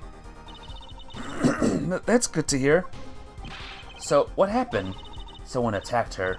She was struck on the forehead. By who? We don't know. But they hit her on the forehead, right? That's right in front of her. How could she not see? Oh. Right. Would you like to see her now? Is that alright? She wants to thank you for saving her life. Lemuroyer! Ah, Mr. Attorney, you were the one who found me? Thank you from the bottom of my heart. I'm just glad you're okay. Tell me, what happened? Yeah. What happened? It was after I spoke with you in front of the dressing room. I sensed someone approaching. I thought it might be someone coming to see me, but they said nothing. When I went to return to my dressing room... You were hit? I knew that very moment I knew. The assailant was trying to kill me. No! It was lucky for me the first blow did not knock me out. I turned and ran for the stage. Someone was chasing me. I could hear footsteps. And I reached the stage first. Why the stage? I had overheard a maintenance people talking. The power to the stage area was off, they said, for electrical work. Ah! Darkness is my ally. There was a contraband case near the stage. That is where I hid. So the assailant couldn't see you. Once in the case, I'm afraid I passed out. Wow, that sounds like a really close call. Do you have any idea who it might have been? Unfortunately, no. Whoever it was, they said not a word. Too bad. Yet, when I consider that I was struck high on the forehead, must conclude that whoever hit me was taller than I am. Good point. She's sharp. And you're much taller than I am. You're about as tall as Apollo. So that means it was likely an adult and probably a man. Could it be him? But why would anyone attack you, Lemuroyer? The detective asked me this too, and to her I gave the same answer I give you. I do not know. Oh my gosh, guys. Hey, do you know this, newspaper? I'm sorry, I'm not quite recovered from the attack. She's had a rough day. I'll just put this piece of evidence away for later. Ah, Lemuroyer, I wanted to ask you about this. Do you know what this is? This? This is what? Mr. Latouche was carrying it. It's a replica of the thing he was after. He was after? You know, in his secret identity, as an undercover agent. So that's what he was doing. You mean you know what? Yes, I know, of course. This must be a Borginian cocoon. Or rather, a convincing replica thereof. Why haven't I heard of a Borginian cocoon before? Why would he be carrying this around? Was it some kind of souvenir? I wonder. A cocoon? What the heck is there what to do with a cocoon? Well, they call it Borginian. It must only be found in Borginia. For certain, all in Borginia know of these. It's a cocoon, so do you get silk from it? I do not know the details, I'm sorry to say. I thought she said all in Borginia knew of these. There is one fact that I do know about the cocoon, though. Something all in Borginia know. What's that? The cocoons, they are not to be taken out of the country. If someone does and is caught, they will be put to death. To death? Why? I do not know. Yet, if Interpol was involved, I'm sure there is a good reason. But this is just a piece of plastic. He was carrying a replica, but looking for the real deal. That's my best guess. So, that's what he was up to? Tracking down Borginian cocoon smuggling. Smuggling? Smuggling. It seems I was marked. Marked? Life changed for me with the popularity of my songs. I began to travel around the world. Ah, so you could have brought these Borginian cocoons with you. On my trips, yes, that was probably the suspicion. Mr. Latouche was placed as an undercover agent to look into it? Borginia is a small, sheltered country that might not actually exist. Not many of our people venture into the outworld outside. Is that why they suspected you? But Mr. Latouche wasn't a Borginian, was he? He was an Interpol agent, which means... What, Apollo? There must be some reason why Borginia doesn't want those cocoons getting out. Something scary enough to get Interpol involved. Huh? Like what? How could such a tiny ball of thread cause such a commotion? Cocoon smuggling. And Mr. Latouche had Lemuroyer marked. It couldn't be her. Huh? There's one other person I need to talk to. Thank you for talking to us, Lemuroyer. It was the least I could do. Actually, I have another request, if it is within my power. Need an interpreter, someone who speaks Borginian. Apollo? would you come with us if you're well enough? I see. Yes, yes, of course. I shall accompany you. Huh? Where are we going? Come on, Chusi. We're about to get to the bottom of this. The detention center. Machi, we came to talk to you about the case. Machi. Could you interpret for us, Lamiroyer? I will try to read the Borginian language. Yes. Machi, I'd like to talk to you about when we first met. When we still thought you were blind. Scissors, weird symbol, jellyfish, whatever that is, kneeling person, goat, leaf, arrow, person, bug, question mark. You know what? Never mind. I don't want to read this language. Now we know the truth. You can see, right? I was completely fooled myself. Machi, isn't there another secret that you're hiding from us? Wait, Mr. Attorney, what do you mean by secret? What do I mean by secret? Well, if I'm not mistaken, you know something about this, don't you? Hey, you got a reaction, a big one. Machi, You didn't. Chusi and I are trained to see people's uncertainty. Not that we would have needed any training to see that one. Mr. Attorney, please tell me what this is about. Lamiroyer, please interpret. Very well. I know you know something about this by your reaction. If you won't tell me, I might have to give it to the prosecution and have them look into it. He asks you to wait. Do not be so hasty. But Machi? Do you know everything? Yes, everything. Well, sort of. Have him tell us about it. Very well. Oh, here we go. Time to get to the whatever of this. What is this cocoon anyway? The cocoon, the silk, is a potent cure. A cure?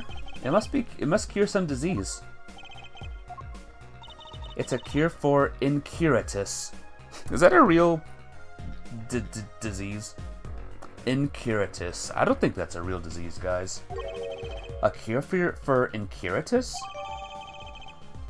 No, not a real disease. It is now. But if it's a cure, why keep it in Borginia like that? Just think of all the lives they could save by sharing the medicine. I do not understand the reasons myself. Okay, well at least we know what it is. A cure. And Mr. Latouche was after cocoon smugglers. Wait, was Machi? Machi, you weren't... He couldn't be a smuggler. He's so little. Well, you're only 15 and you're sort of a magician, aren't you? Well, that's true. I am sort of a magician. She said sort of. Oh, to have a copy of that security camera tape. Well, Machi, are you a smuggler?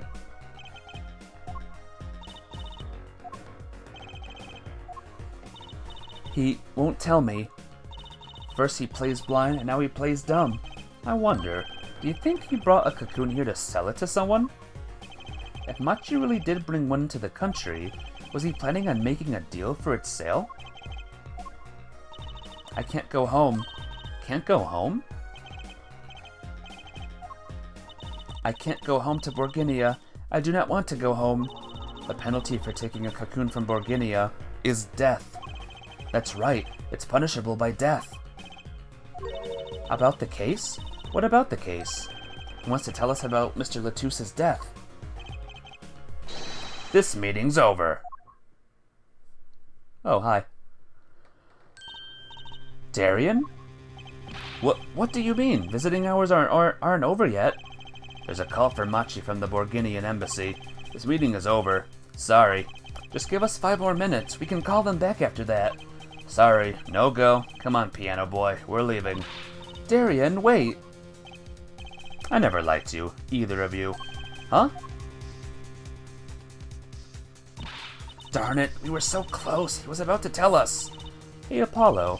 He didn't want he didn't want us to hear what Machi had to say. Apollo. And there can only be one reason why.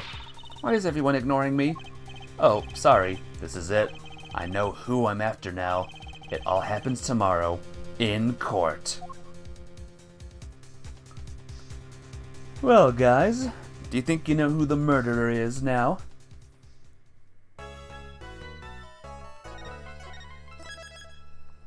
We have 10 more minutes. Let's do the next case, eh? Or let's do this part.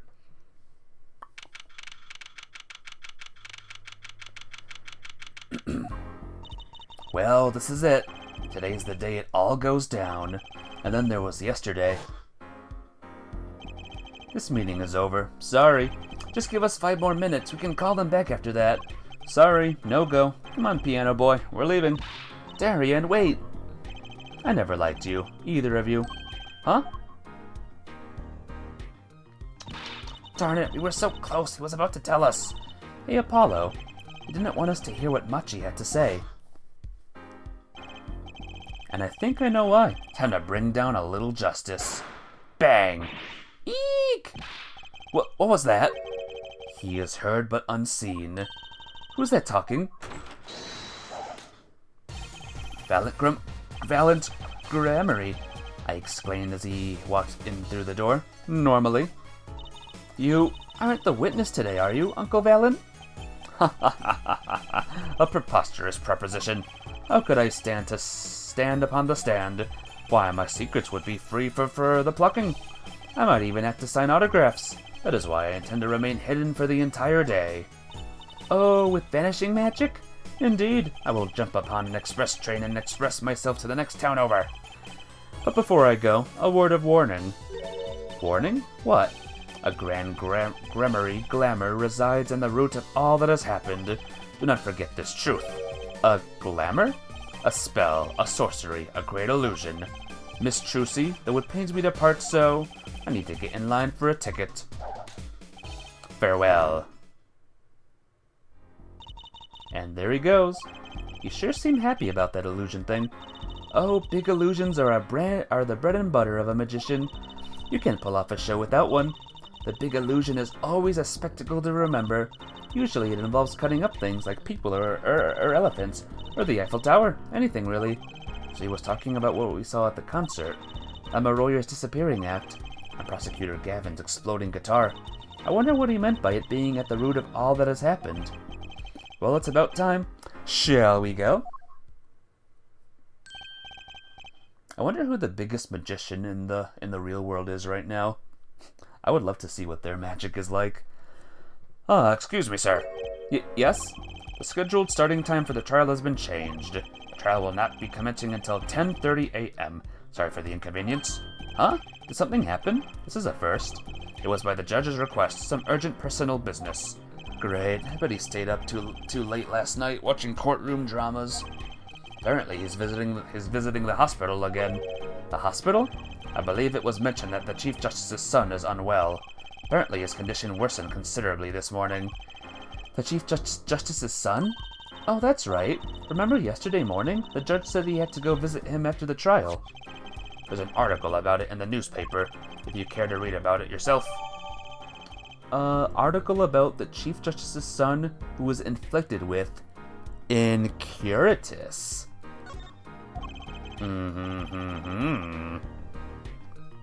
Shin Lim and David Copperfield. I know him, David Copperfield. Are the big numbers by the look of it, and you like Penn and Teller as well. I think I saw David Copperfield in real life once. At like one of the places in our town. I could have sworn I did. Disease strikes closer to home than ever. Incuratus syndrome, first case in country. It's time for another pandemic, guys! Woo! I'll let you read that article for us, Apollo. Just leave the TV guide page to me. Try not to lose the page with the funnies if you can. Unlikely he mostly works in Vegas. I'll have to ask my mom if we ever saw David Copperfield at some point. Ahem. My apologies for the delay.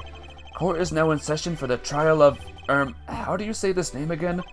Machi Tobai, our suspect fortissimo.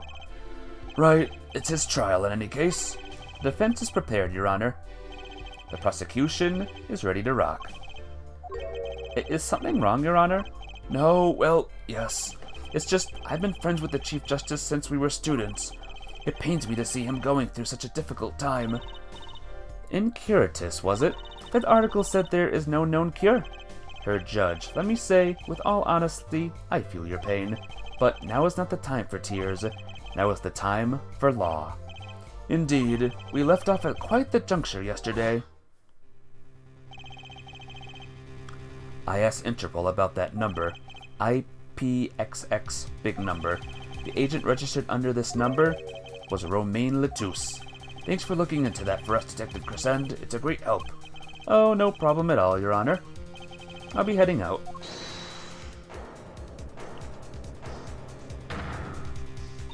Wait, that voice just now. It was him. I am sure of it. It was him? That voice I heard talking to Mr. Latouche. When I heard the gunshots fired, it was him. It was Mr. Darien. No way. Quite a sensational ending. Who would have thought Darien would guest star in the season cliffhanger as a suspect? I asked the prosecution to look into this matter. Please tell the court your findings. Darien Crescent is a member of my band, the Gaviners. He is also a detective, making the current charges serious indeed. Yet, after the investigation, I have found no cause to alter our case or file new charges. And your reason is? Weren't you aware, her forehead? He has an impeccable alibi. An alibi? Let us review the facts again, shall we? The concert held on the night of the shooting was in 3 sets. The Gaviners ripped up the stage during the first set. For the second set, our guest took center stage. The only performers appearing were myself, Lamiroyer, and Machi, along with the drummer and bassist, for a total of 5. The shooting in the dressing room, however, took place during the third set. Lamiroyer and the defendant Machi Tobai had left the stage at that point, and the Gaviners were already rocking. This is when the 2 shots rang out at the scene of the crime. Shots heard by Detective Emma Skye, mind you. And Apollo, you heard them too, right? I sure did. Furthermore, Lamiroyer herself witnessed the moment of the crime. Well, perhaps I should say she heard the moment of the crime. When she claims to have heard Mr. Latouche and Detective Crescend talking. But that's impossible. Detective Crescend was... Precisely. Detective Crescend was on stage getting his groove on, no less. Voila! A perfect alibi. Does the defense have anything to add to this? It's true, when I heard those gunshots, he must have been on stage. Still, there's something here that doesn't quite add up. It appears the defense has no objections. I believe we can safely say that Darien Crescent's alibi has been acknowledged. Which means that Lamiroyer was sadly mistaken. Her testimony cannot be true. Very well. Of course, if we disregard her testimony, then I see no evidence keeping us from declaring a verdict. If indeed there are no objections. Uh-oh, Apollo, if he declares a verdict now... But Prosecutor Gavin's case is airtight. Lamiroyer might have been lying to protect Machi. How can I rely on her testimony? Wait. What about yesterday in the detention center? About the case? What about the case? Wants to tell us about Mr. Latouche's death? This meeting's over. Darien? Machi was trying to tell us something, I know it. Maybe the best thing to do is ask him, under oath. Very well, the court finds the defendant, what was his name again? Your Honor? No, that wasn't it. It was something like Marquise, or Mr. Justice? Your Honor, before you declare a verdict, I would like to call another witness. Exactly who else do you need to hear from? A witness who, until now, has not been given a chance to speak in this court. Because he doesn't speak English. You don't mean? I do. The defendant calls defendant Machi Tobai to the stand. What? But he doesn't speak English. We'll use an interpreter. Interpreter? I'm afraid you'll have to look elsewhere. I only speak a few phrases such as I love you and where's the toilet. The defense would like to request Lammy Royer as the interpreter. But Lammy Royer? But there's a possibility she's protecting the defendant. But she'd be interpreting for the defendant. Why would she lie? This is most unusual. Bravo, her forehead. Her judge, the prosecution, agrees with the defense's request. If Lammy Royer lies, I'll be able to tell. Even my limited knowledge of the language should be enough for that. Well, if both prosecution and defense are for this, I see little cause for refusal. Finally, some progress. Bailiff, please show the defendant and Lammy Royer to the witness stand.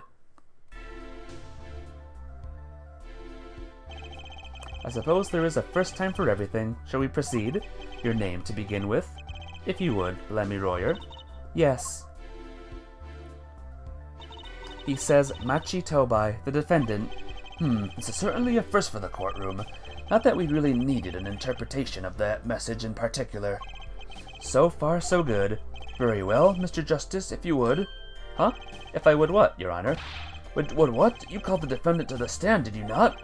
What would you have him testify about? What do I want him to testify about? Heck, I hadn't thought of that far yet. Apollo, aren't you going to ask him what he was about to tell us yesterday? How can I if I don't know what he was saying? Excuse me, a moment if I might speak. Yes, Lammy Royer.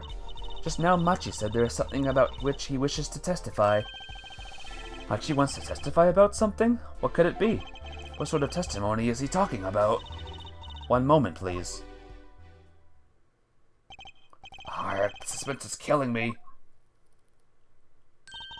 What? What? Well, Lammy Royer? According to Machi, he has proof of his innocence. What? This is a surprise. Yahoo! Victory, Apollo! We did it! This is sounding too good to believe, and I know what that usually means. Well, if that's true, then this is vital testimony. Machi, please testify to the court. Very well.